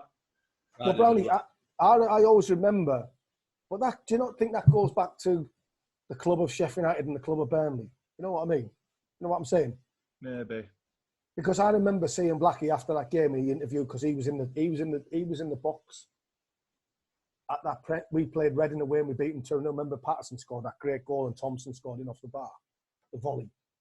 And we could see we beat them twice. We beat them at home 3. We beat them away 3-1, battered them, and we battered them at home 2-0 on the box. And I think we just, you just know you had the number that time. But they had a couple of injuries, to be fair. Beattie was out when Beattie missed the final, didn't he? And I think they had another key player who missed the final as well. Mm. But I think going from my experiences, I knew what Blackie was like, mate, in big games. Fucking too negative, mate. Too negative. Yeah. Fucking wild llama. You went you went Donny after Bolton. Was your head in the right place when you went? Nah, I was all over the gaff, mate. I was going through a divorce and all sorts going on. And the thing that killed me is when in January, Paul Lambert came in for me at Norwich, and he asked me to go on loan for the end of the season. We were Norwich then. Hey? No, Norwich were either second or top of the champ at the time. Right. And it was just around January where they probably thought they wanted to kick on and try and I should have went, but I had that many problems going at home and stuff, and I didn't go. I said to Coley, no, I'm going to stay here, and I should have went, and then obviously it just petered out, and it was just in the end I stopped even going on the Saturdays, mate. I'd get halfway across fucking the M62 and just turn around. Mm. You know what I mean? But then I went to Donny, and it was just done then, mate. It was done. Yeah. It was from a mental point of view, I was done. It was just, I mean, I remember even when I signed for Donny, the first day back for pre-season, I was in Viper rooms in Harrogate on the fucking Sunday night till about 4:30 in the morning, bladdered with red wine, waking up at red wine, waking up at 12:30 in the afternoon, and I've got 14 missed calls from Dean Saunders. Where are you? We're training, and you know what I mean? That's just not right. You were just done. I was just, I was gone. Yeah, I mean, speaking from as a player's point of view, the hunger wasn't there, was it? They tried to... Nothing, mate. It was nothing. And bear in mind, were you 39 when you came to Donny? 38. 38. And I mean, even Mal getting me in the gym and all that. And the only person who got me in the gym was you, Woodsy, and Griff. Remember? Yeah. We had a little bit of a spell, didn't we, where we were doing the weights and all that. But even then, I was just, you know what I mean? I was going home and I was going in. I was playing in big high stakes fucking casinos in Leeds, mate, when we fucking hood up like fucking Phil Lack. You know what I mean? Phil Lack? Do you know what I mean? I was fucking up there with the things on, my glasses on and everything in the Grosvenors in Leeds, playing in big cash games. Every Mondays and all that, the Chinese had come over and it was the pot was frightening. Some guy paid me off for about 12 grand on the river. And I turned over, he had the nuts, and he went, I've paid it out because I've got a read on you. Fucking hell, next I turned up like a nun. You know what I mean? The mad thing is, we didn't have a clue. You were going through all this. Brownie, there was days at training at Donny when I'd leave training at say 2 o'clock, by the time you have the bank and have the bit of food, don't you? Say 1:30, say. I'd go straight into the casino, mate. So I'd stay in the casino all the way through the night and then leave the casino at 7:30 in the morning to go and train. So I hadn't slept. My head was all over the place. Head was all over the place, mate. I tell you, Quinny, remember Quinny? He can tell you. It was all over the place. I was done. And I felt bad because I was letting you boys down because I was not taking the piss, but I weren't doing it right. Do you know what I mean? And even though you boys wouldn't have been that arsed, it was done, mate. It was absolutely done. Do you think it were one club too many then? When I went there, and I always remember the first drive, he said, Dino said, I'll come out, I'll take you to the training ground. And he said, the way you get out of this league is get 2 big forwards, throw in corners, get the ball forward, get in the box, and bustle yourself. I thought, well, I'm not going to play. So my head was already gone then. Tell you what, though, mate, you were great entertainment. Well, that was all. I was pool table, wasn't I? Yeah. Fucking pool table champion.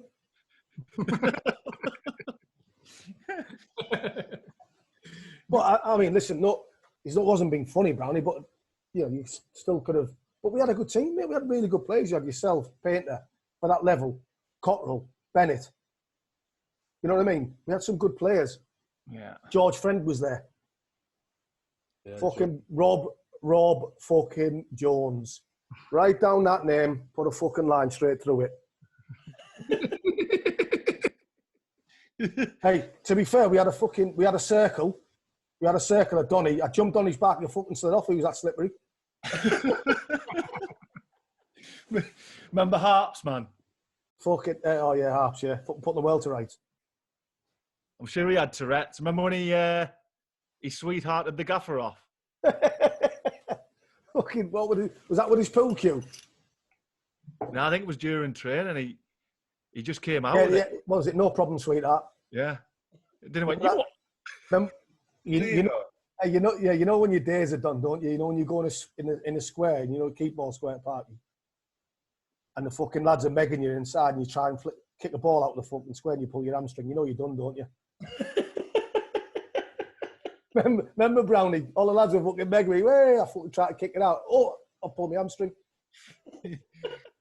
And the best one is, it was like around New Year's Eve. When it was New Year's Eve, Brownie, wasn't it? Brownie goes in with his usual calf. He was a calf on it this time. Groin. Your groin. I thought, fuck this, I'm not having this. Just going to pull something. Didn't even pull anything. So, fucking hell, I've gone down. Went straight in the fucking physio room. Brownie, what are you doing tonight, Blake? Fancy night out in Leeds? Yeah, come on in. I wasn't even injured. As soon as you walked in, I thought, he's fucking killed me here.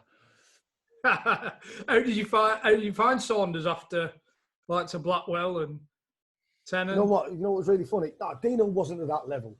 Dino wasn't at that level because if the truth be known, I didn't do enough for him when he signed me.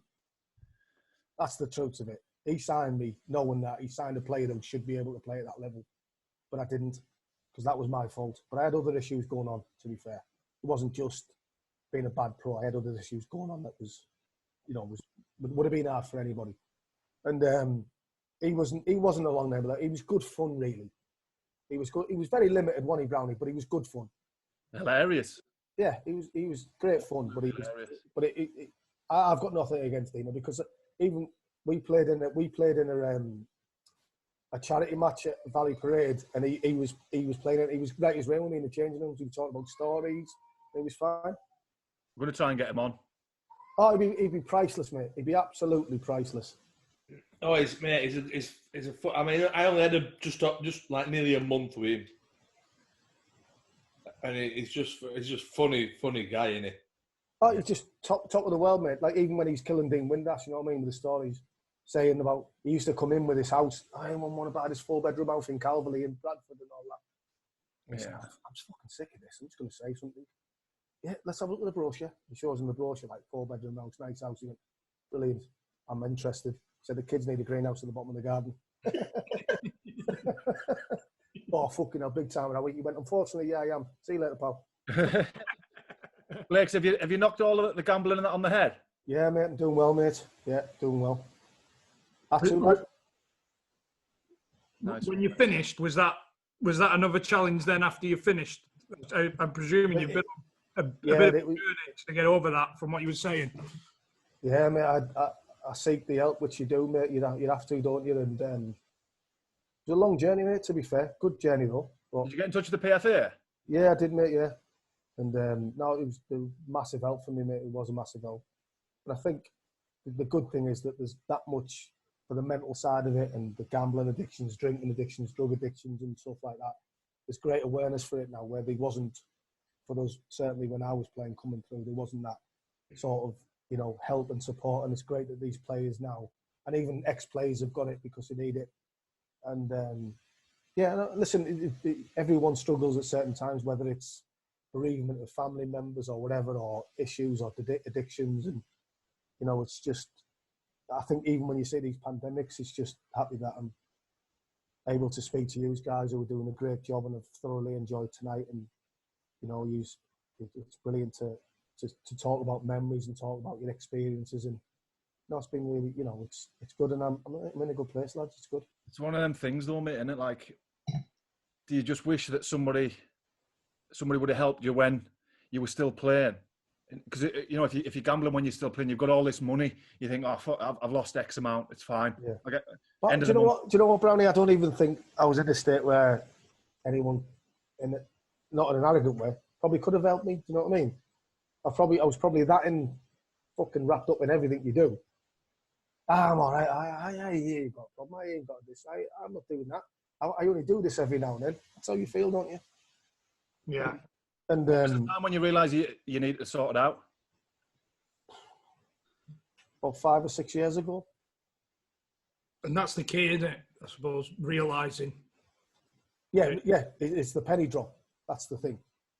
I don't think anybody can help you before that point. No, that's what I'm saying. Until you, it's in everything, innit? Until you actually understand it and realise it yourself, you can have all the best advice ever. But even you could go and see a top specialist in the world or anything, until your mind is physically ready and mentally ready to take the challenge on or to do it, you're not going to do it without the best help. Don't get me wrong, the best help can help you. I think footballers are like that, though. Do you know, like even when you were 22, 23, 24, and the PFA had come in and said, right, start planning your career, like for the end of your career. You're just like, oh, fuck off. I'll do it next year. Yeah. I'll do it next year. I don't need to do that. Yeah, you're in this bubble, aren't you? And that's same with, like... Which, in a way, Patty, you're surrounded by bullshit, mate, if you know what I mean. You're surrounded by a lot of bullshit. If you think about it, how many friends could you handpick who you really could rely on? Do you know what I mean? Fully rely on. Not many, I bet you. You can rely on a couple. And that's, it's all a bravado and everything that surrounds you that you get wrapped up in, like you say, in your own little world, and you go to work and you do it, and you go and have a bet and then you do it. Oh, don't worry, because I'm getting this coming in. No, it's not really that. It's not impacting that much or there. You know, I can still do that. Do you know what I mean? You wouldn't believe some of the bets I have, lad. Honestly, you wouldn't believe it. When I signed at Leeds, Sam Ellis said to me, I've got a horse for you, but it's running in 18 months. Yeah? Yeah, it's Alexandrova to win the Oaks. He said, have as much as you want on it. Fucking hell, mate.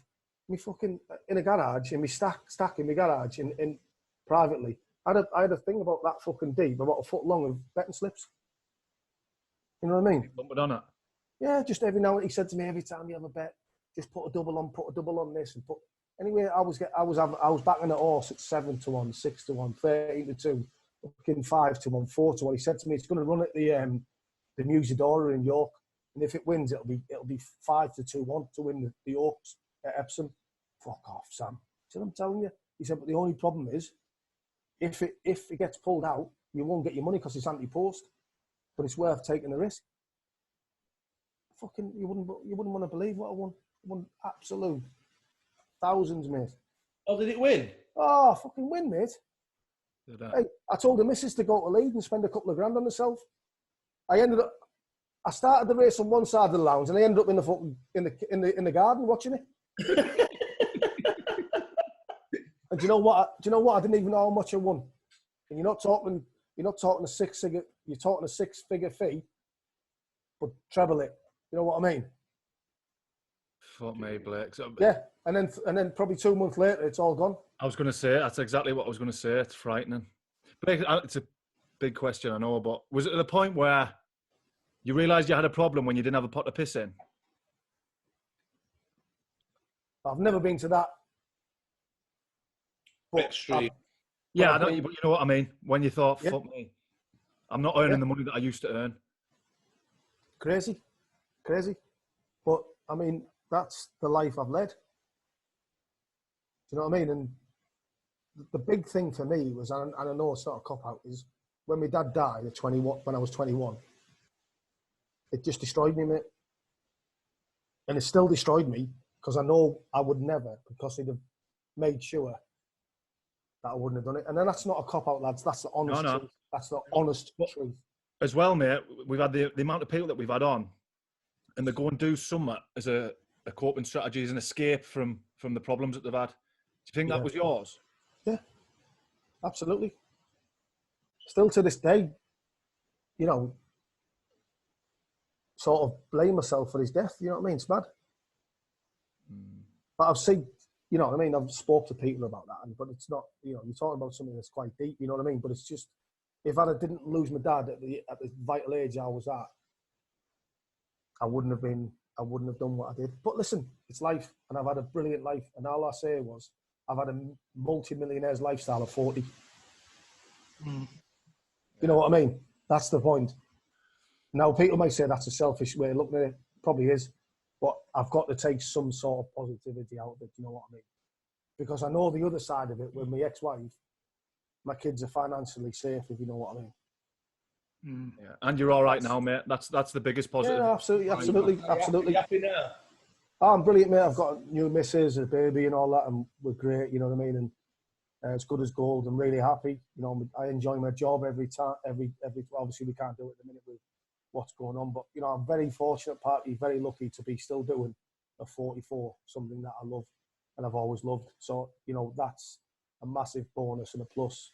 Because that's one thing, you know, you said multiple times about what you could have done, what you should have done, but an absolutely incredible career you did do. Yeah, exactly. No, absolutely. Made a lot of people happy and achieved a hell of a lot. No, absolutely. And that's when I'm saying certain stuff, that's not me being, you know, looking for a little bit of sympathy or saying a little bit of praise, saying, you know, you were good or you had a great. It's not about that. When you do these things, which is great what you do, you've got to be open and honest and try and. I'd like to think that people who watch this try and get inside me and think, fuck, you know, there's, you know, and I'm just saying it as a point of saying, I know for a fact I'm very lucky and very privileged to what I did and what I did, and I'm happy that I've made a lot of people happy, or going on a Saturday or a Tuesday or Wednesday, and people are going to a football ground to watch me. Now, that's something that in later life you appreciate more, and I'm very grateful and respectful of that. But all I'm saying is the other side, when you do these interviews, I feel you've always got to be honest. And my honest opinion is I could have been better, even though I'm still really proud of what I've achieved. Yeah. You know, you've got to be like that. I feel because then you become more of that approachable person and all that a normal person as well. Well, cheers, Bucky. Brilliant, mate. Honestly, Great to see you, mate. Lads, honestly, massively appreciate it, and I can only see you going from strength to strength because as a group of lads, individually you're different class, and as a group as well, you work so well, and you're so comfortable to speak to, and I probably couldn't have opened up as much as I did at the end, which I wanted to, if you weren't the type of guys you are, and I appreciate all giving me this opportunity, and obviously, you know, it's great, so I wish you all the success in the world going forward. I'm pretty sure he's going to be successful. And just keep it up, lads, because what you do is different class, and you're allowed what you do, even though you probably don't understand it, is you allow certain players like myself or other lads who you've had previously on to speak about certain things that maybe, even though you might not feel it, we're comfortable to speak about it. And I think that's the most important thing going forward is it's not me preaching, because I'm only speaking about my experiences in life and my experience about being football and good and bad. But I think the way yous are, it's good that yous as approachable and as calm as you are. And it's something to be respected and also not taken lightly, because you are a different class of what you do. And I respect you and I appreciate everything you've done for me tonight. And I obviously going forward, I hope you every success going forward, boys. Best story about Stan Ternent and being locked in Steve Cotterill's trunk? The last bit was what Cotterill said to the media about not seeing him. I was never in Cotterill's trunk, never. But I think he's saying that that you mustn't have played. Did he not play you at some bit or whatever? No, I think I refused at Crew, didn't I? We played Crew. Right. We were playing Crew where I refused, and he probably said that I was, you know what I mean?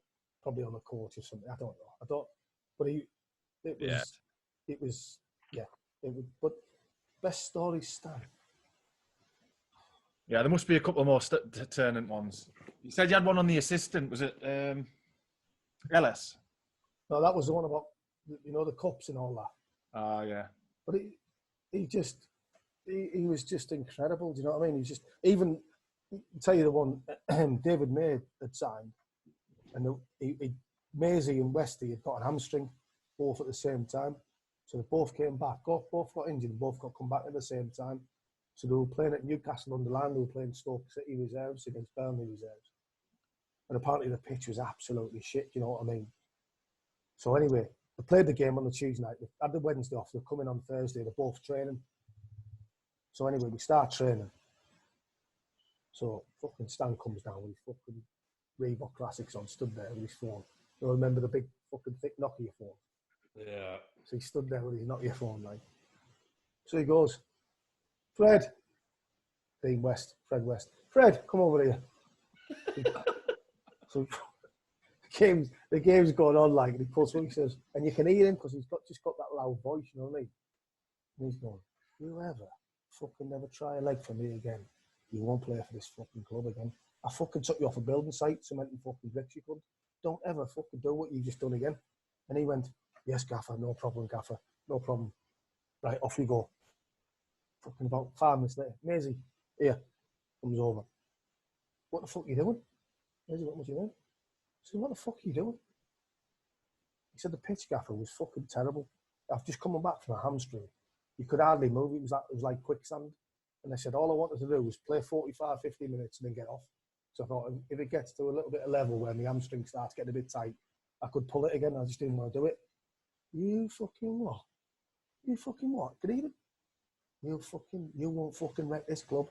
And Maisie went, what do you mean wreck the club? You've already fucking done it, you daft cunt. And he fucking threw his mobile phone on the floor with a piece of paper, went, right, you're having it, and fucking stuck the nut on him. No. Just went boom, bam, cracked him straight off. And Maisie's gone. Bearing in mind, the year before, he's won a fucking treble.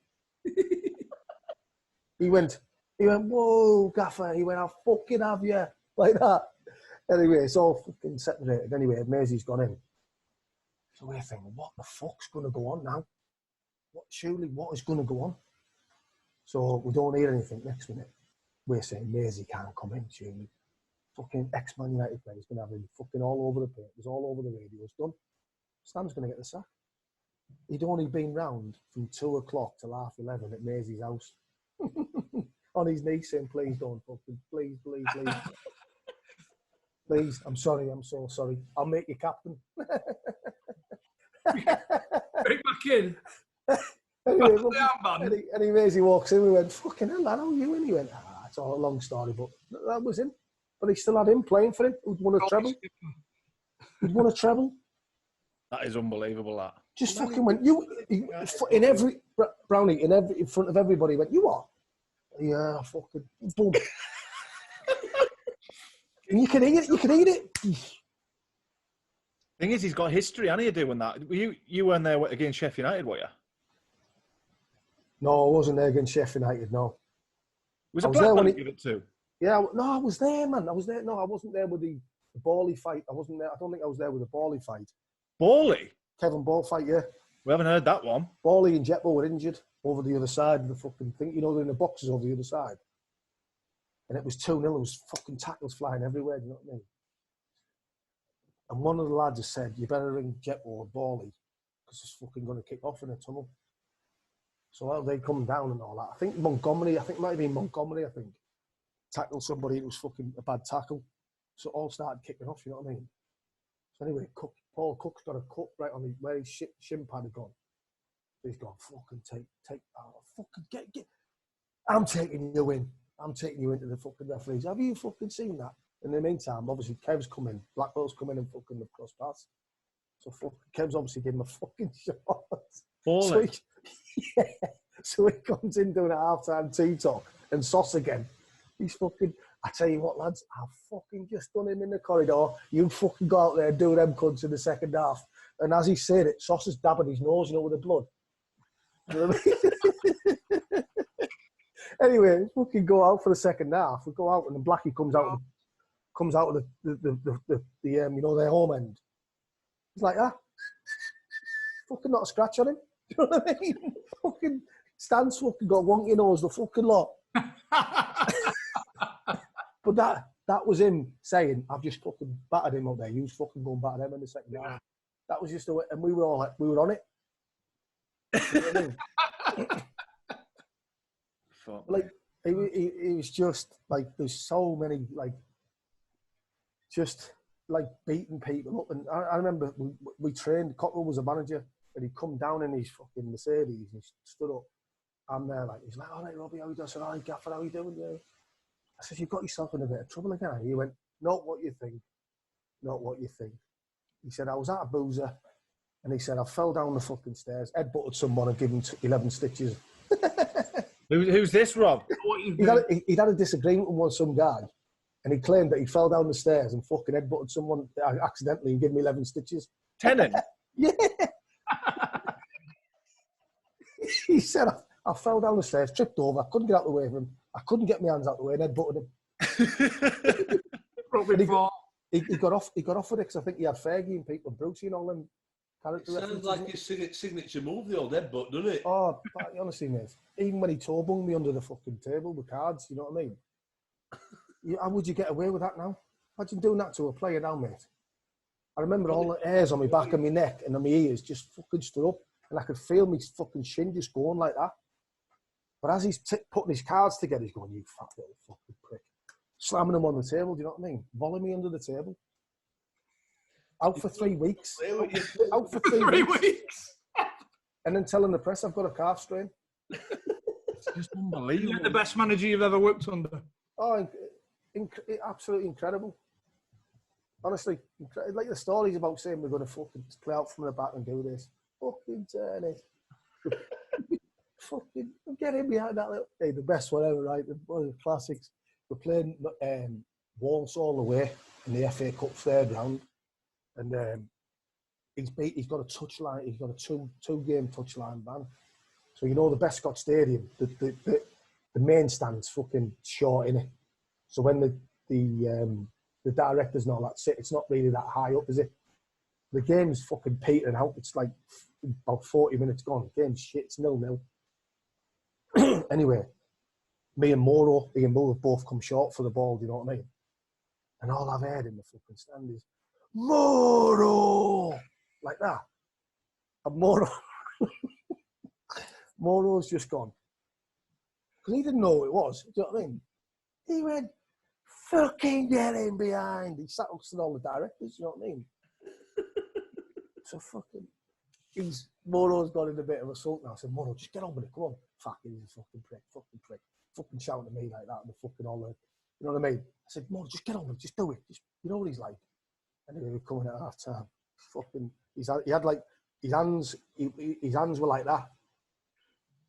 You know, when he's talking and he's fucking getting angry. Roll. So he's fucking pacing around the fucking dressing room. Fucking, where is he? Fucking, where is he? He went, what are you fucking doing? What? I went, what? He went, what are you fucking doing? Don't come short. You can't trap a bag of cement. Fucking running behind you can catch pigeons. He went, let that little fucking fat prick come short. And he went, yeah, well in, Gaffer. Well in, Gaffer. He went, fucking well in. Fucking pinned him up. He went, you're coming off.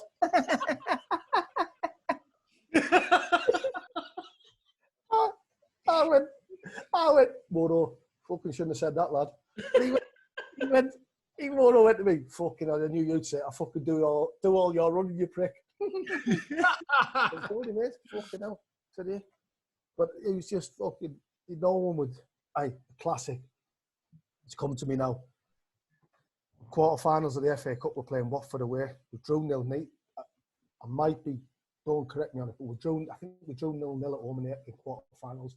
And we go to Vicarage Road. And he plays 4-5-1, so he plays Gareth Taylor up front on his own. And he's packed the midfield with just blockers. I think he's played Paul Weller, Lenny John Rose, and I think he might have played Steve Davis in the middle of the park, sitting midfielder. Anyway, we get beat 2-0. So he's left me, Moro, and I can't remember, I think fucking someone, I can't remember, some forward on the bench. So he's had a little bit of criticism, do you know what I mean? So we get on the bus anyway, fucking Talk Sports on our 5 Live, I can't remember which one it was. Nicky Quinn. Yeah, I thought the game was a bit poor really, I thought, Stan came up, set up, bit negative, and tried to hit the team on the counter and all look for a set piece and try and get the win. All I heard is, Cookie, you got that cunt's number? He went, yeah, Gaff, yeah, I've got Quinny's number, yeah, fucking give me it. Anyway, we sat on the bus going back home. He's on fucking the radio, Talk Sport Radio. We've got Stan Turner here now, yeah, he just wants to talk. Yeah. Hiya, Stan, how we doing? How am I fucking doing? He went, yeah, Stan, are you all right? Hard luck with the game. He went, fucking hard luck. He says, fucking hear. Negative this, negative that. Fucking 4-5, fucking 1, whatever you want to fucking call it. However you want to shape it up, you're fucking wrong. He's going, listen, you stick to your fucking resources because you can't even fucking train them cunts. Last week, he went, so listen, don't tell me how to run a football club and I won't tell you to run horses, all right? Yeah. And he went, but in 6 months, you'll be off that radio station anyway. See you later. Bye. He was live. He was swearing live, mate. And they went, we apologise for all the swearing and everything. And then Nicky Quinn, it was really funny, Nicky Quinn goes, well, it's nice to see Stan's got his passion still.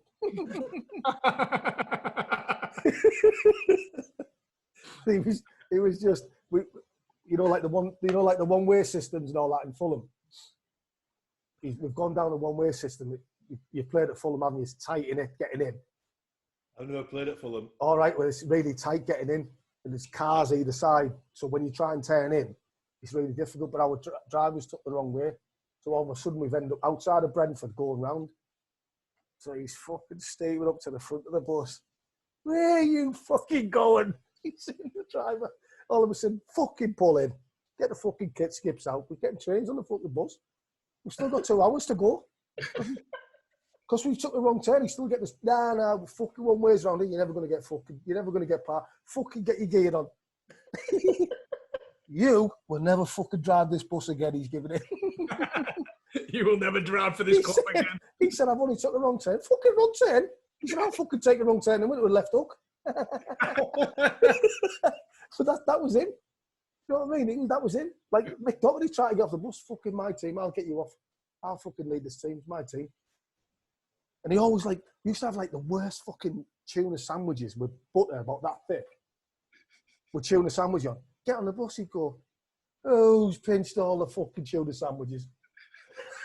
Gaffer, fucking you, Blake, you've got him. I haven't got him, Gaffer. You fucking have, I'm telling you. Empty your bag. Fucking sweat down. He used to be the fucking the chief scout, Foxy. He used to go out, was it Knutsford? Knutsford. He'd take the fucking 3 tuna sandwiches. He used to say, driver, you are not fucking moving. And he's who's got the fucking tuna sandwiches? I was fucking, honestly, mate, he was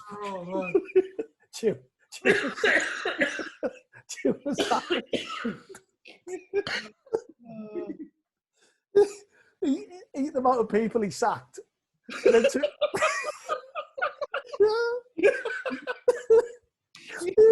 he used to sack people, and 2 days later, they'll be fucking back in with a pay rise.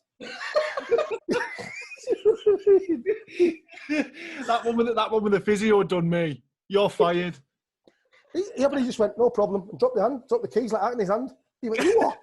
And he's yeah, fucking what? And he's going up all the way to the corridor, fucking proper. And I'm saying, Gaffer, and as I'm saying, Gaffer, calm down, he's saying, calm down, he's fucking having it. The granddaughter. And then to get to the fucking end and say, Doc, you can't go, I don't know the code.